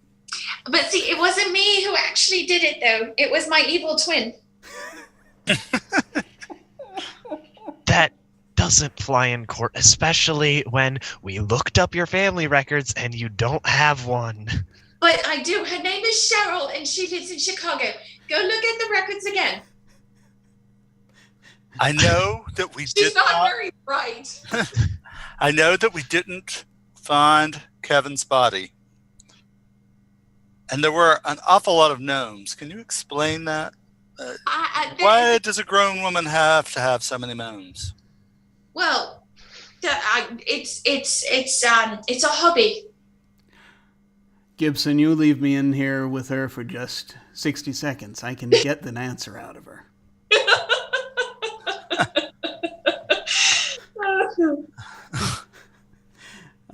Denise, how do you? Well, actually, it's not Denise. It's Dave established. How do we think this scene's going to end for Daryl? The rest of us, since we're resolving. How do we think? Do we think it's going to go well for him, or do we think it's going to go poorly for him? I think it's going to go poorly because that's more fun. Yeah. Okay, we're running low on on black dice. It's going to second act's going to be really cheery for everyone. Oh, is that way? Oh, I didn't realize that. Well, kind of. It's yeah. We're good. We're good. Okay, but we think it's going to go poorly for him. This scene. Okay. Sure.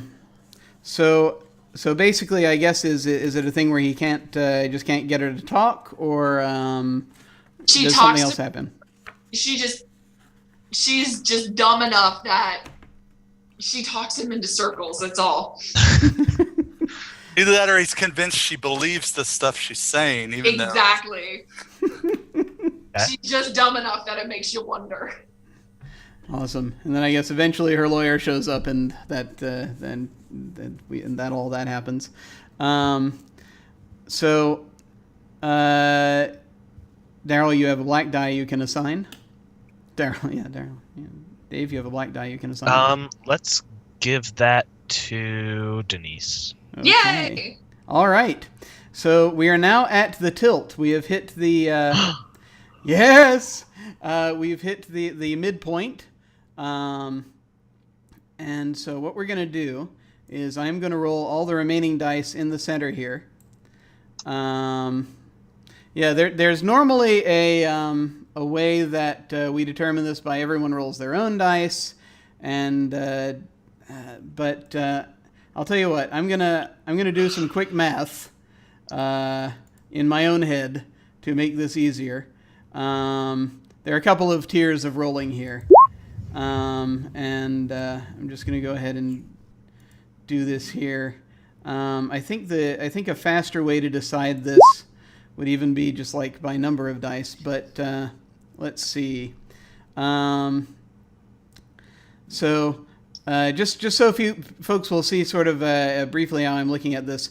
When you make rolls like this, when you're sort of making a determination, this is going to be kind of like a roll that happens at the aftermath. You roll the dice, each of one color, and then whichever number is bigger, you add up however many, your total for your white dice, your total for your black dice, whichever number is bigger, you subtract the smaller from the bigger number. So for example, John over here is the only one who has more than one color. So the 2 5s that I just rolled for him would cancel out. So he'd have 3. And so everyone else, I think, has higher totals here. So Denise has like an 11, and Dave has a 7. So it's going to be the two of them getting 6. to make the 6. I can't count. Math is hard. Math am hard. So then we roll the dice in the center, which I will do. And I think I just did. Yes, there we go. So the two of you are going to get to choose from those dice to figure out a couple of things from the tilt table. And here's how that works. if you look at the tilt table, it's set up like the tables in the play set. And what's going to happen is Dave's going to get to pick a category, one of those 6 categories based on the dice available, which are 1s, 2s, 1, 2, 3, and 5, basically. And Denise will get to define the element under that category, and that'll be sort of a prompt that we use in the second act. Likewise, Denise will get to pick a category based on the dice remaining, and Dave will then get to choose the will then get to choose the element under that category. And actually, you two folks decide who goes first when you do that. Is that fairly clear? Yeah. Okay. I think so. Who wants to go first? Did you want to go first? No, you go right ahead. Okay, so I roll my white dice then, Well, yeah. right? Well, yeah, you don't need to roll anything at this point. I just did all the rolling just so that we could get that out of the way and not have to worry about the die rolling mechanic on Roll20. So you get to pick from the dice that are available here. Just sort of what, and we're at 1s and 2s and 3 and 5. Yeah. So, Okay. So, paranoia, innocence, tragedy, and mayhem. So yeah, mayhem, tragedy, innocence, guilt, paranoia, and failure. So, but of the 4 you get mayhem, you get tragedy, innocence, or paranoia. You get to choose one of those 4 categories. Let's go with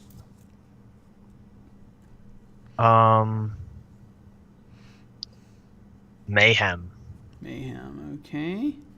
And I'm actually just writing this down by hand. I didn't prepare another window in Roll20 for it, but we'll set aside a 1 for mayhem. And Denise, what do you want to define under mayhem? So let's see. Yeah, 1, 2, 3, or 5. 1, 2, 3, or 5. Let's do an out of control rampage. Okay, so an out of control rampage will happen at some point in Act 2. And Denise, you can now choose an element based on the dice that remain. Let's see. What dice are remaining? 1, 2. 1, 2, 3, and 5. 1, 2, 3, and 5. Can I do paranoia? You certainly can. Yeah, let's do that. That's a good one. Okay, so you've got paranoia, and then Dave, you get to define. The 5 is gone, but you can then define from 1, 2, or 3 one of the first 3 things under paranoia.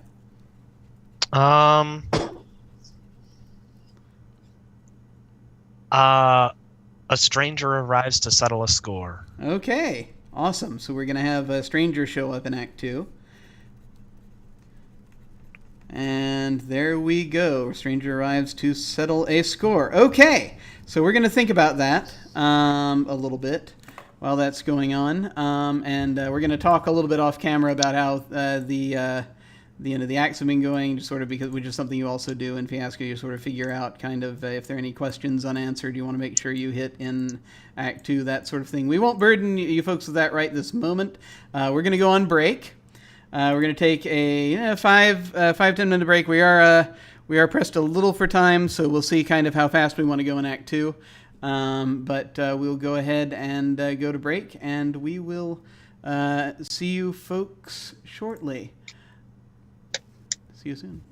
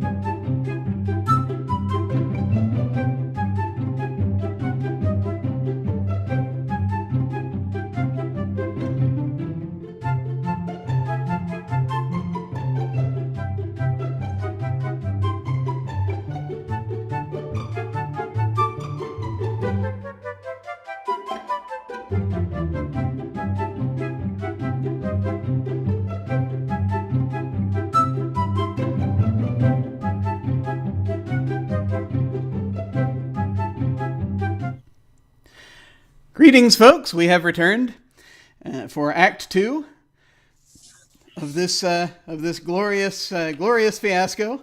I'm very much enjoying where this is going so far, and we'll kind of see just sort of what we're doing. Off camera, we just had a little chat about the various things that we've got going on. This has actually been something we said off camera. Is actually it's surprisingly, this has been a very clear narrative, which is doesn't always happen in the Fiasco games I've played before. I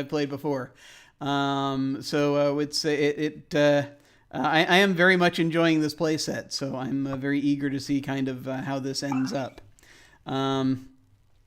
So what we're gonna do, coming back now, is I'm starting off Act 2. The only real difference in Act 2 is that when you get your die at the end of a scene, you keep it. So that's the real main difference. You're no longer giving away the die or assigning it to someone else.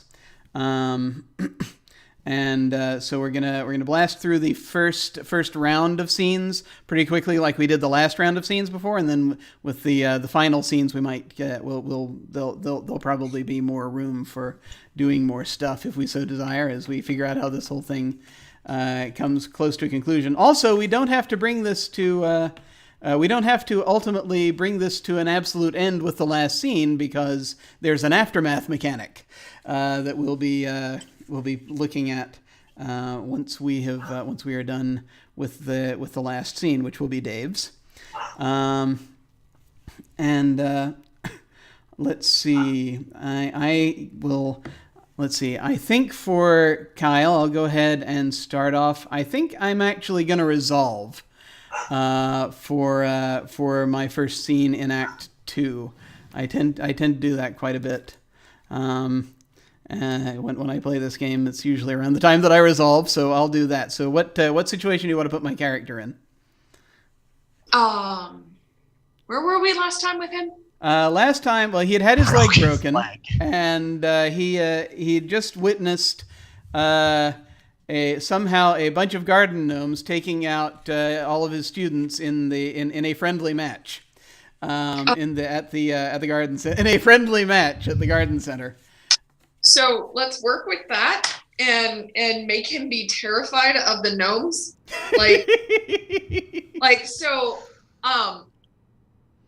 He's standing there and all of the doors are locked and he's the only one inside, and he's pretty sure the gnomes are going to get him. Okay. He realized that there are gnomes all over his dojo. Yes. Yeah. He didn't see them there before. He hadn't noticed them there. But now before. he has. Okay. And so he's just basically, where is he? Where is he locked in? Where is he locked himself in? Let's lock him in his office. Okay, his office in the dojo then. And so I guess what he's just sort of there trying to figure out what to do, basically, and Yes. and kind of like Yeah. How did gnomes? He's trying to figure out how gnomes beat his students. okay. The sloth technique was so impenetrable, and It just couldn't react fast enough to that. Yeah. Right. So we've got this like serial killer thing going on, or the police trying to piece all of the clues together. So he's like frazzled, and he's got a pseudo bulletin board up on one wall, and he can't understand why his technique isn't working, and he's trying to piece together this whole story with the gnomes, and he's looking like he wants to explain it, but he can't. Okay. And he's pretty sure the gnomes came alive. So he's just sort of looking back and forth at the different things. And did you have one more detail you wanted to throw in? I think Kyle is in there. Well, no, that's my character. Gnome. What's the gnome? Kevin. Kevin. Gnome Kevin is in there. Gnome somehow. Kevin's in his office. Where was Gnome Kevin when we last saw him? Daedalus had him, right? Yeah, Daedalus was so he was somewhere. I don't know. Maybe Daryl's Heritage brought him into the office, into your office later on. Oh, I imagine Kevin was the one with the creepy smile after the dojo. Yes. Let's. Okay, so I'm gonna then, as I'm just sort of looking back, Kyle's looking back and forth, trying to piece it out. He he sees that there's a gnome freaking sitting in the corner that he missed, and so he grabs a blanket and drapes it over it. And I think I'm gonna say, because we have so many white dice, I'm gonna go ahead and take one of those to resolve this. And I think here's what happens. I think that, you know, he's looking at everything on the bulletin board. He's going to just sort of try to calm himself as he's and you know he's limping right now as all this is going on because his leg is broken. It's in like a splint as he's trying to work this out, and so he's going to carefully.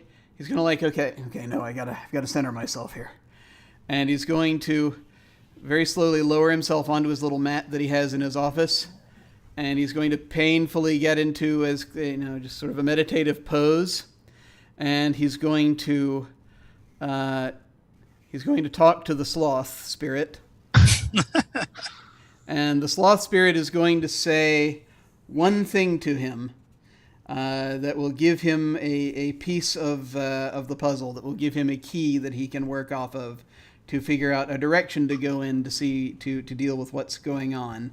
I'm not really tilting this very much because there's an out of control rampage or a stranger arriving, but we'll get into that probably in a few more scenes. But yeah, so what do we think the sloth says to him to give him to help him figure this out? I don't know. What do we think? It'd be something about Madeline, right? Yeah. She's the source of the gnomish power, right? She is. Hmm. So what if the sloth spirit says like leave or excuse me, like level or something, but it sounds like lever, and he has to figure out that it's like level. Or avenge Kevin. Well, I mean, it's like he knows that. I think maybe it's it's Kevin in there. Is what sort of the sloth spirit is telling him. Okay. And maybe it's something about Bind Kevin. unbind. Bind Kevin. Bind Kevin, or the something about his So it's like just sort of stops, and he looks over, and he slowly lifts the blanket down, and he's looking at it, and he's like, it's the host. You need a different host. You need to bind you down. Okay. All right, Madeline, if that's the way you want to play it, let's play. Okay, and we'll go ahead and go to the next scene, which is Denise. Do you want to establish or resolve? Let's resolve. Okay, what do we want to have Madeline doing? Did she get put in prison? I think she was in prison for she was locked up for a couple days, but she's out on a technicality now. So what do we want to say that she's Out on bail. Out on bail. Out on bail. So let's say someone's bailed her out. Who's bailed her out? Has Daedalus bailed her out? It was probably Daedalus because they're secret partners, and I think she has to make her move soon for her to rule beyond the grave, because if she gets locked up, she'll never be able to, right? Right. Yeah. So maybe she's initiating some kind of ceremony, because it's like it's back to the wall time, and so she needs to get. She really does have to get the sloth this time. Not just the guy dressed as a sloth. Well, She's the got sloth spirit. The sloth. Yeah. I've got to get the actual sloth. Or The actual. or an actual. Or yeah. So oh, wait a minute. So is this like she's breaking in somewhere to get us, or maybe she's just gotten a sloth from somewhere. I broke into the zoo. That's what I was thinking. Like she's broken into. Okay, so do we want this to be her breaking into the zoo, or do we want this to be she's already got the sloth and she's doing a ceremony? I think it's after. Yeah, that would be more fun, I think. Yeah. Okay. Yes. So it's Daedalus and Madeline there in some secret chamber within the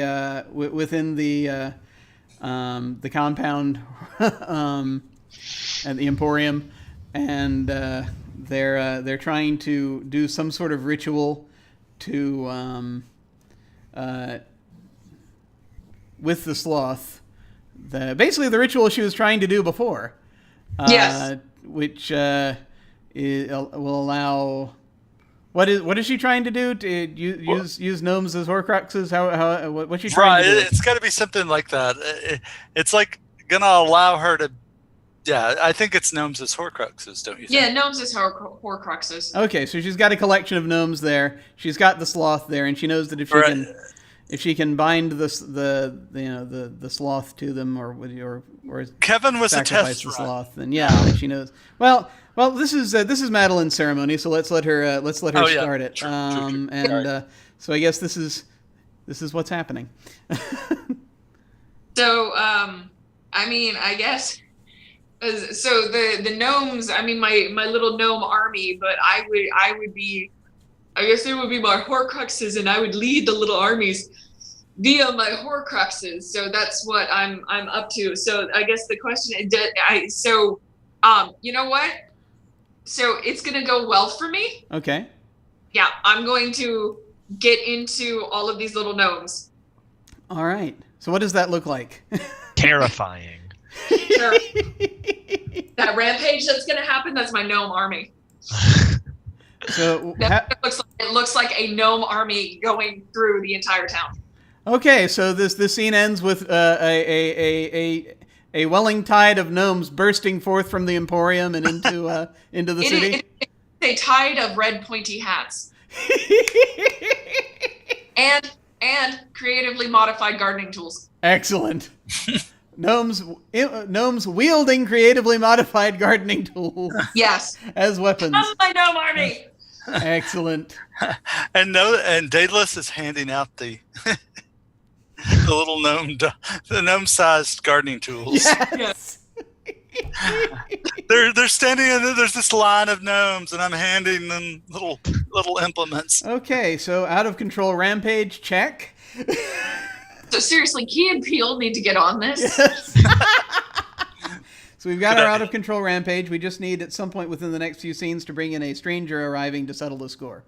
And so just folks have that sort of in mind as something that's going to be going on at some point that you can introduce into the scene. So John, your scene is next. Do you want to establish or resolve? I like resolving, so... Okay, what let's go situation there. do we want to put Daedalus in at this point? The Well, gnome army depending is how creative starting gardening. to turn on him. Yes, I maybe. was thinking that, actually. Well, yeah. I mean, it's like he threw in with the wrong side. Right. Let's have the cops swoop in and grab Daedalus. Yeah. Oh, okay, yeah. So the gnomes are. Go ahead. Well, so the gnomes are attacking him, and they're trying to, and the cops are coming. So before we start, John, were you going to say something before we? No. That's where I was going to go. That the cops save him from the gnome army. What does Daedalus want in this scene? Do you think? He has realized that Madeline is mad. Fucking crazy. Yeah. So and so he wants to get away from her, but he's afraid that she's going to do to him what they did to Kevin. So he's like out in the street, and these gnomes have got him or like herding him toward this wall, and Right. a police car just sort of comes up, crushing like 3 or 4 of them. Right. And one of the detectives grabs him and throws him in the back. And they peel out, And they peel crushing out. gnomes as they go.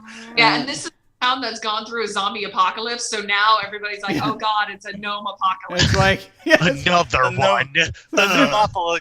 the freaking gnome pilots. It's like, not again. Okay, get the start the sirens. They've activated the zombie sirens. Yeah, the town sirens, Yes. the town apocalypse sirens. The town bell. Ding, ding, ding, ding. Ah, got- the what to to do do a in case book. the what to do in case of emergency 3-ring binder for this town is going to be awesome in a few years. John has a John, very- is this going to end well or poorly for you? This scene.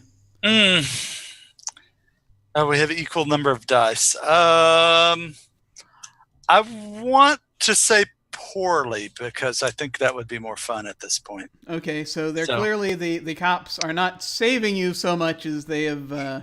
They've been taken, when it maybe it turns out that the cops were gnomes in disguise, they're I get in the police car and it's actually gnomes in the police car. Oh, good lord! Yes! They figured out how to drive. So it's actually one of those things where it's like they come back and the car is peeled off and crushing gnomes. They're trying to get it, and then they're like, "All right, are you gonna tell us everything that's going on finally?" And And then that's like then there's a gunshot and 2 gunshots, and they just fall, and you see a gnome standing on a garden gnome standing on the dashboard with a gun pointed, smiling. right. And Maybe Madeline's in there's the 3 or 4 passenger seat. well, she, Oh my god, yes! okay, and so she's there, Right. and 3 gnomes stacked three on gnomes top. stacked of up on each top other driving. She's not driving. The gnomes are driving. Of course. Okay. Yeah. Excellent. They're And, wearing a trench coat too. Yeah, That's- well, they have to. Yes, that's Yeah. 3 gnomes in a trench coat. That's vitally important. Very. So, Dave, do you want to establish or resolve? I will.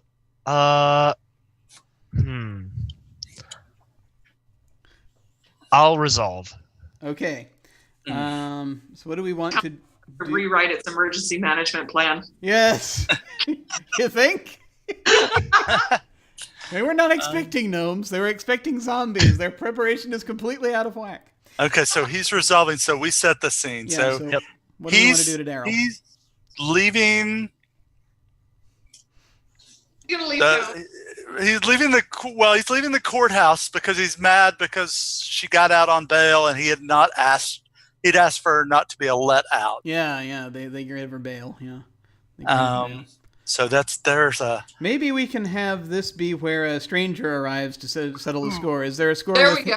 Is it like settling a score with him, or just these running into someone settling a score with someone else? Ooh, settle score with Madeline. I think that's appropriate. Ooh, It's- ooh, ooh. it- Can we have him do an exorcist entrance scene? An exorcist and Yeah, under the street lamp, and the Oh, okay, I see. I So is you it do anything is you it want. Yeah. is it Kevin's boyfriend? Yeah, no, there it's just Kevin come back now that I'm totally blanking on your name, Jim, but Kyle. after Kyle. figured out how to break him out. Kevin coming back. Oh yeah, so Kyle is bringing has brought Kevin. Okay, so actually, I think all we really need to see is Kevin is the sloth spirit now. Yes. So I think the way this scene opens is that it's sun is setting. You're Daryl. You're heading out of the courthouse, and under a street lamp, suddenly you see the sloth mascot outfit, just sort of step boldly into the light. And I'm sorry, what does Daryl actually want in this scene? That's something so we'll know if it's good or bad for him. To stop Madeline, probably. So basically, you've got that you've got the embodied the sloth spirit, which has become one with Kevin, is standing before you. How do you want this to go? I'm gonna have it end well. Okay. Because that seems to fit pretty well for this bit. So what do you think happens? I think he comes out of the shadows, like maybe he removes the sloth mask and he's like, I don't know, a ghost or a spirit inside it, and like goes, I'm here to help. Oh, it would have been more fun if he took off the mask and there was another sloth face on it. Yes! Yes. Maybe it's like it's kind of like in like wuxia or anime or something, where it's like it's them and they're solid, but they're still a spirit. Right. And they've got the makeup department or CG or whatever has made them look more like just their skin and hair looks more sloth-like. That's it. At this point, so they very clearly have been changed by their experience. That kind of thing. And so is Dar? Sorry, Dave, are you satisfied with that, or is there something else you want to add? Yeah, that's great. Okay. That's great. Okay. So now last round. So it's my turn, and we can let's see. I think for this scene, which we can. I think we can try to do just as like the last scenes. This is my last scene, so let's see. I have released the sloth spirit somehow by using Kevin, and I guess we're getting ready to. I guess I'm getting ready to. Let's see. Madeline was last grabbing Daedalus in a police car, so it just depends on where she's taking him if I want to try to confront her. I've got a broken leg. I think I'm trying to do something to get my some ritual or other mystical thing to try to fix my leg so that I can try to face Madeline. Possibly. Either that or I'm just limping with a broken leg to try to confront her. Which actually might be funnier. Yeah, actually, let's do that.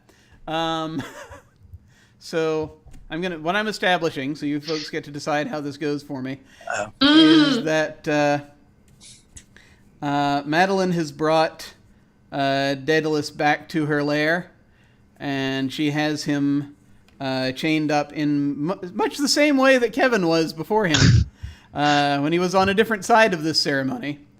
And I'm going to arrive to having convinced myself that I have like found the passageway down to the secret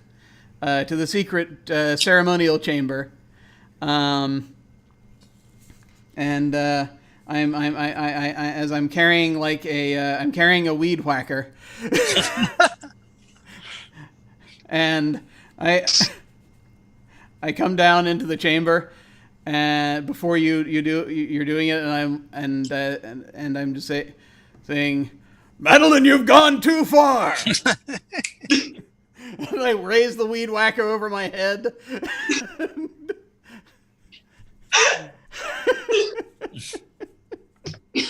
and Madeline, being the gnome that she is, she's gonna squeak out, but I haven't gone far enough. I take out a creatively modified trowel. I go, Excellent. So I just like hum, and I have my animus of sloth powers trying to surrounding me as I'm trying to fight you. And as I'm limping in with this freaking weed whacker trying to crash my way through the gnomes, and I guess I'll need to know how this goes for me. Sweep the leg, Madeline.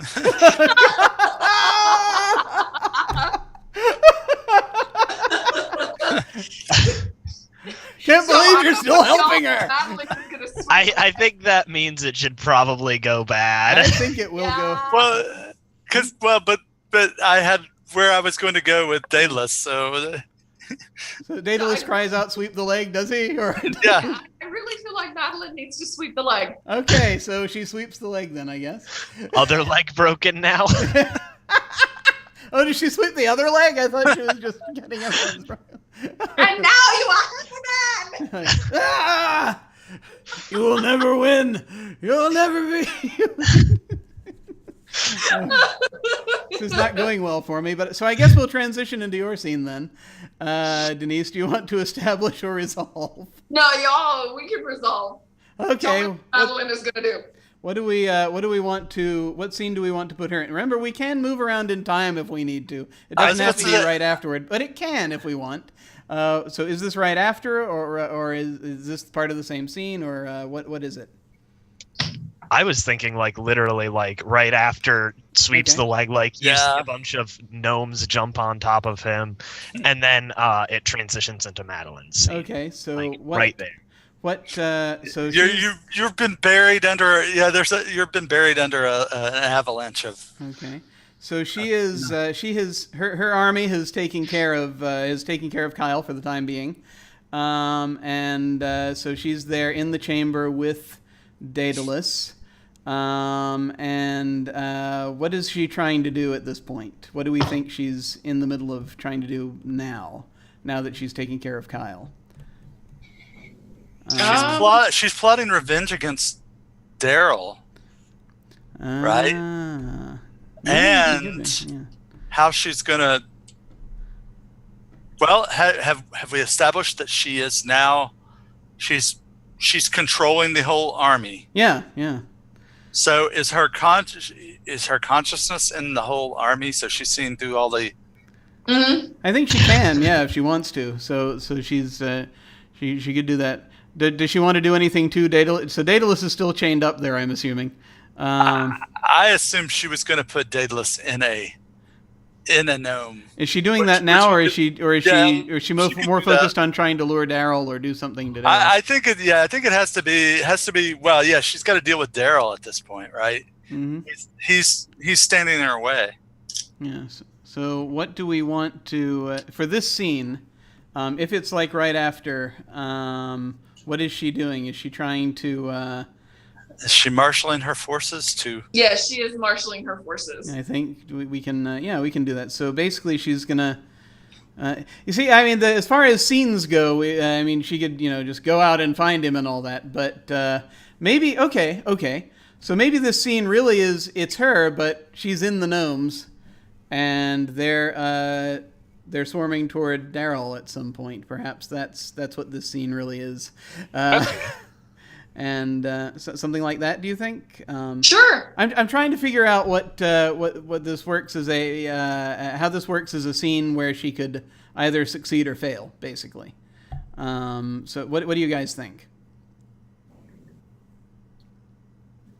No, I mean, she could fail it. Well, yeah, that'll be up to you since we're establishing. Yeah. Is it? Well, the other thing is that she. You were the chosen of the sloth spirit, and she's taking you down inside the lair. Maybe she now knows of that Daryl has. Maybe this is how. Maybe she's scrying, and she's discovering that Daryl has met up with the host of the sloth spirit. Right. Who's the sloth spirit who's merged with Kevin. So there we go. So this is about her deciding what to do about that.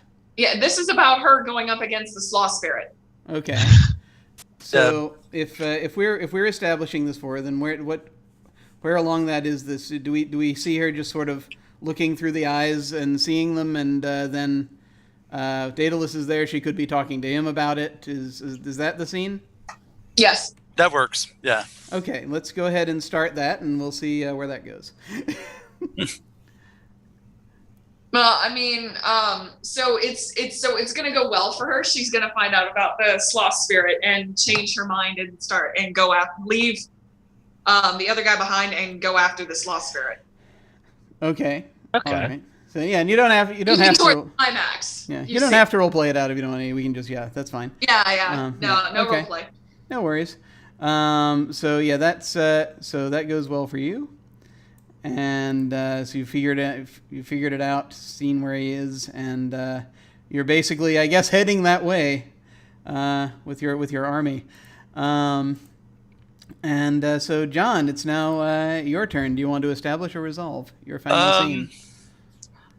I will establish. Okay. Okay, so I am chained up in the ritual room. I don't know what we don't know. It's in the dojo. It's where she created. I think it's like under the dojo. It's like a secret ritual room. Yeah. Animated the garden gnomes, and he was convinced that she was going to do exactly what she did to Kevin and was going to trap my soul. Mm-hmm. And he was.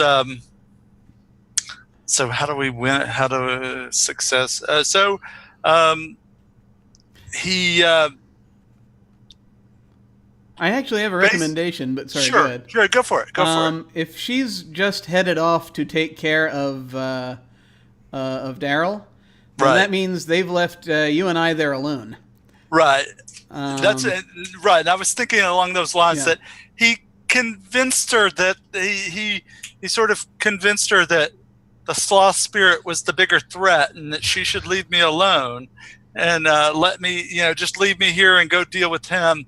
And right after she leaves, I work my way free because I happen to have a tiny tool, really sharp tiny tool in my pocket because I was giving out all the tools to the gnome army. And I cut myself free and pick you up, and we head out after her. Okay. Or I can't say that. Sorry. Starting. Well, yeah. You're starting. Yeah. That's what you want. So, what do you want in this scene? Actually, what is your character? I guess I want to go after Madeline. Okay. So. Perhaps you're as part of the you can establish whatever you like, so you can say you're free, or you can say that you're getting free, and maybe you're trying to decide that.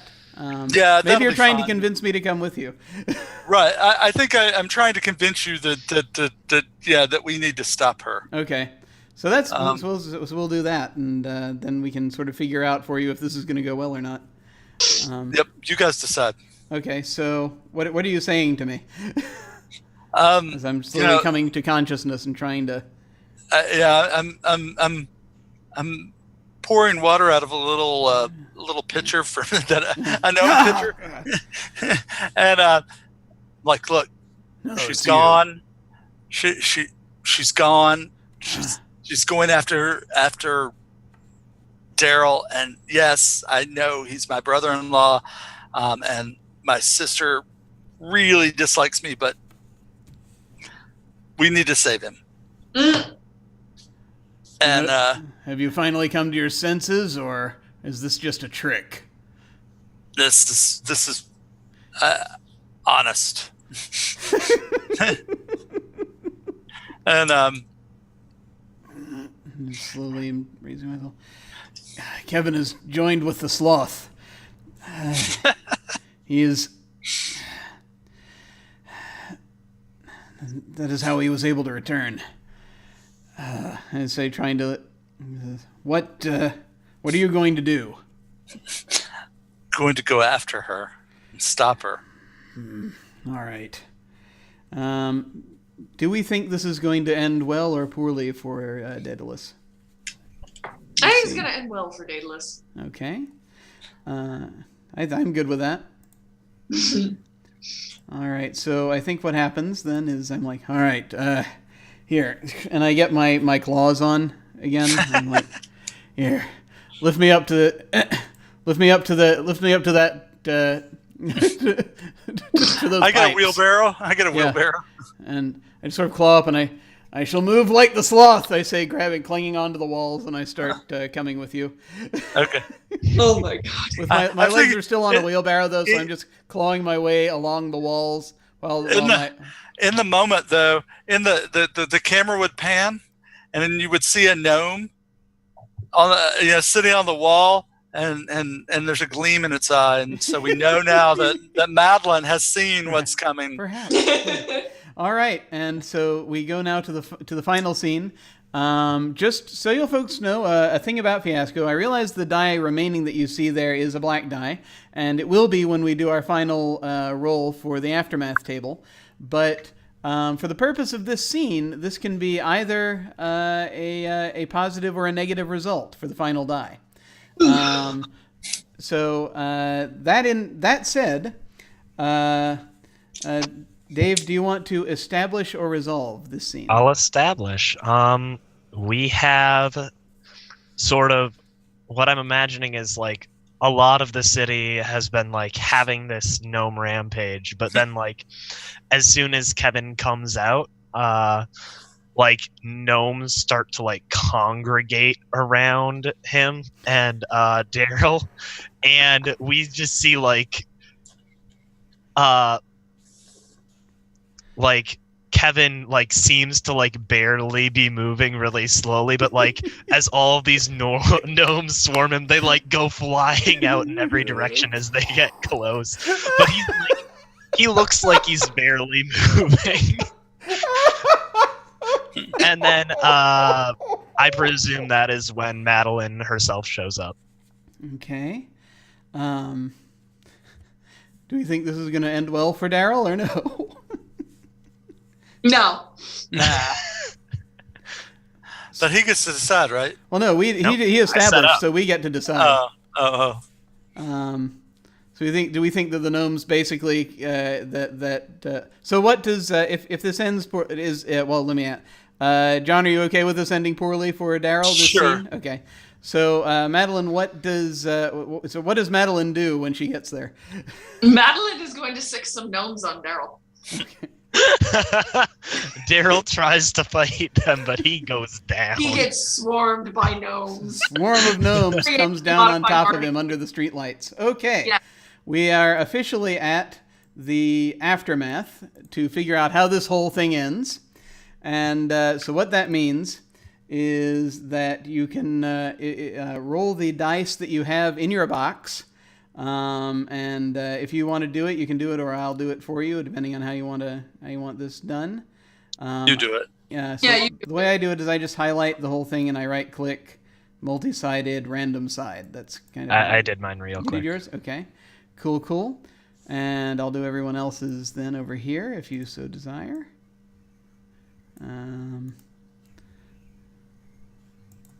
Okay.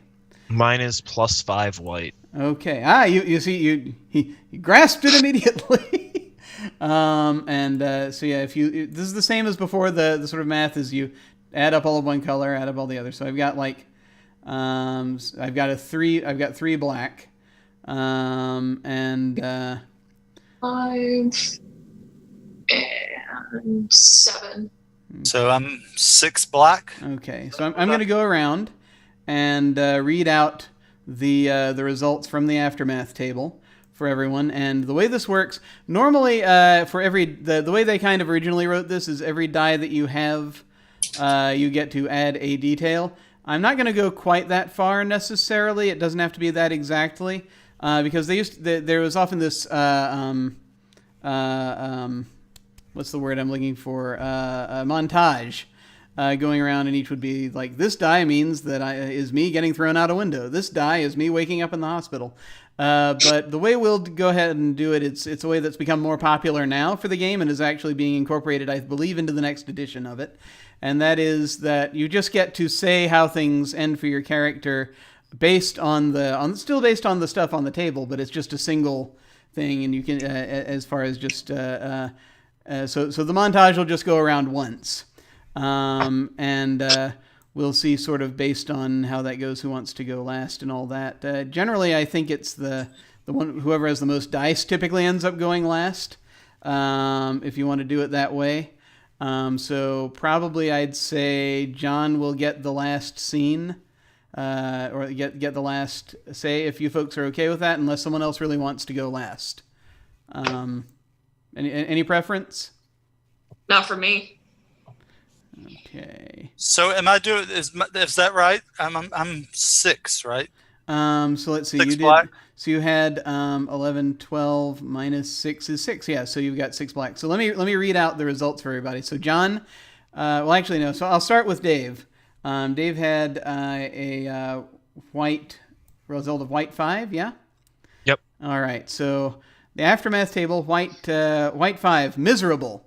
You are humiliated in a big public way, and whatever reputation you once had is now in dirty pieces all around you. You'll never think of these days without a shudder of horror at your own aggressive stupidity. So that's what you're going to be aiming at. What I'm going to be aiming at, I have, I'm at black 3. So harsh. It's a crab in a bag harsh, a lifetime of medication harsh, a big black cloud of hurt is going to rain all over you. The things you need to happen are not going to, simple as that. And so that's what I'm going to be aiming at. Denise has, what did you have? You had 5 and you had 4, 5, 6, 7. So you had 2 black. Is that, am I getting that right? Yeah, 2 black. Okay. So that is brutal. Wounds that will never heal, for starters. Stuff sawed off, blown off, or burned off on your way to grand ignominious failure. Kiss whatever you care about goodbye. You may die, but you may not. And so that'll be up to you how that comes out. And John had, what was your total again? 6 black. 6 black. Pathetic. You'll suffer, oh dear God, will you suffer, and everyone will know of your malfeasance, your stupidity, your lack of common sense and decency. You're probably going to be locked up too. So that's kind of what you're going to be aiming at, the pathetic result. Okay, so that in mind, I will come back around to Dave, and Dave, tell us what happens to your character in the aftermath of this event. I get completely beat up by those gnomes, so I made a mockery of there. And also somehow I managed to not be able to prosecute Madeline. So ultimately, so that's where things ultimately end up for your character. Does anything else happen to your character? Is that it, or what's the last thing we see of him if this were a movie? Probably me being forced to quit in shame from law practice. That's I want to say harsh, but then that's also my result. So it's harsh. So let's see, lifetime of medication. That check. So I think what happens to me after this event is the sloth spirit comes back and tells me that I acted too fast, and as a result I am no longer fit to practice the way of the sloth. And so I'm basically laid up in the hospital, and I lose the dojo because I wasn't really involved in. I just worked there. I didn't have. I didn't really own the permit for it, and so I'm just sort of stuck basically now having to find a new way and a new icon. A gnomish way, perhaps. Perhaps, I don't know. The way of the gnome is rather harsh. So what is the natural enemy of the gnome? The dog. The dog, or the yes. Yes, the way of the. So he tries to. So he tries to find the to start sketching out the way of the Rottweiler and is trying to figure that out, and no one seems to want to listen. And that's my character. And so, Denise, what happens to Madeline? Madeline gets smashed. Poor little Madeline gets pieces of her smashed, and then she winds up locked in prison. Gnome prison. Gnome prison. Oh, that's even worse than regular prison. Yeah, well, with bars spaced very close together, so she can't get out. No. Plus, I hear it's like the ceilings aren't very high either. Exactly. Yes. Yeah. Yes. Yeah. No. Yeah, and So she's in little Gnome prison. with all the other garden gnomes who tried to rebel against. And she's ranting and raving about how she could have ruled the world, and From beyond the grave. Yes. Now she's just a gnome. She's in Gnome prison, promising revenge, all of that. Now she's just a gnome, just like all the other gnomes. Uh-huh. And John, what happens to Delos? He in the final act, he does get put into a gnome, and so he goes on a shelf, and then the last scene is he's been put into a garden, and there's a dog about to pee on him. Oh no! Oh no! It's your Rottweiler. The Rottweiler has come for him. And that's fade to black at that point. Oh 'Cause well. he's literally going, no. Awesome.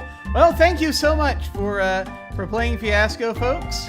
That's basically it. That's the game. I hope you had a good time. I was very delighted by this whole thing and how very clear a narrative we ended up with on this. That's been a lot of fun for me.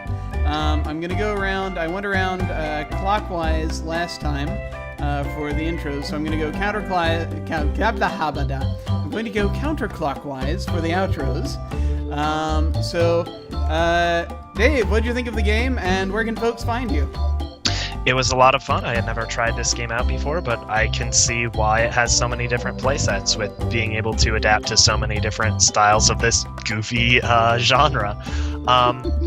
You can find me at cc-2224 on Twitter, as well as on twitch.tv/off_the-table, where I am a player in Monster of the Week every other Friday next season, which is our second season of the show.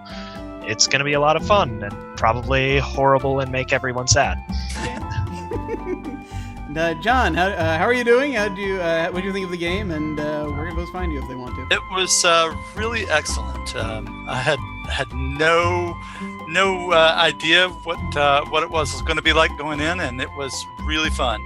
I'm Night Flight on Twitter. You could look at some of the old stuff that Jim and I did in the past at Crucible of Realms. I've still got that domain up, so crucibleofrealms.com. Yeah. So, which was much fun, and maybe one of these days we'll dust that off and play again. So. I'm trying to get. If you can't tell, I've been trying to guilt Jim into this for months. I'm working on it. I just need more clones. I think that's maybe I should start a gnome army. That's it. I hear that's popular these days. And this has been really fun. Cool. So thank you. It's good having you. And Denise, same question. What did you think of the game, and where can folks find you? So everybody can find me on Instagram and check out my artwork at Layman's Terms, LAYMONS in terms. So Fiasco was fun, and I really feel like this could have been a really good movie. Only if we could get Key and Peele signed up on it. Yes, that would be delightful. Also, if I could talk to them about the whole D-Nice thing, that would be awesome. Actually, talking, it would be a one-way conversation. But anyway, my life has been ruined because of that. I just want to point that out. No, Fiasco is fun, and I definitely want to play it again. This was a really good time. I really, really enjoyed this. Awesome! Thanks so much for playing. It was really. I'm pleased I finally got to role play with you. Yes, that's the thing. Yeah. Yay! Yay!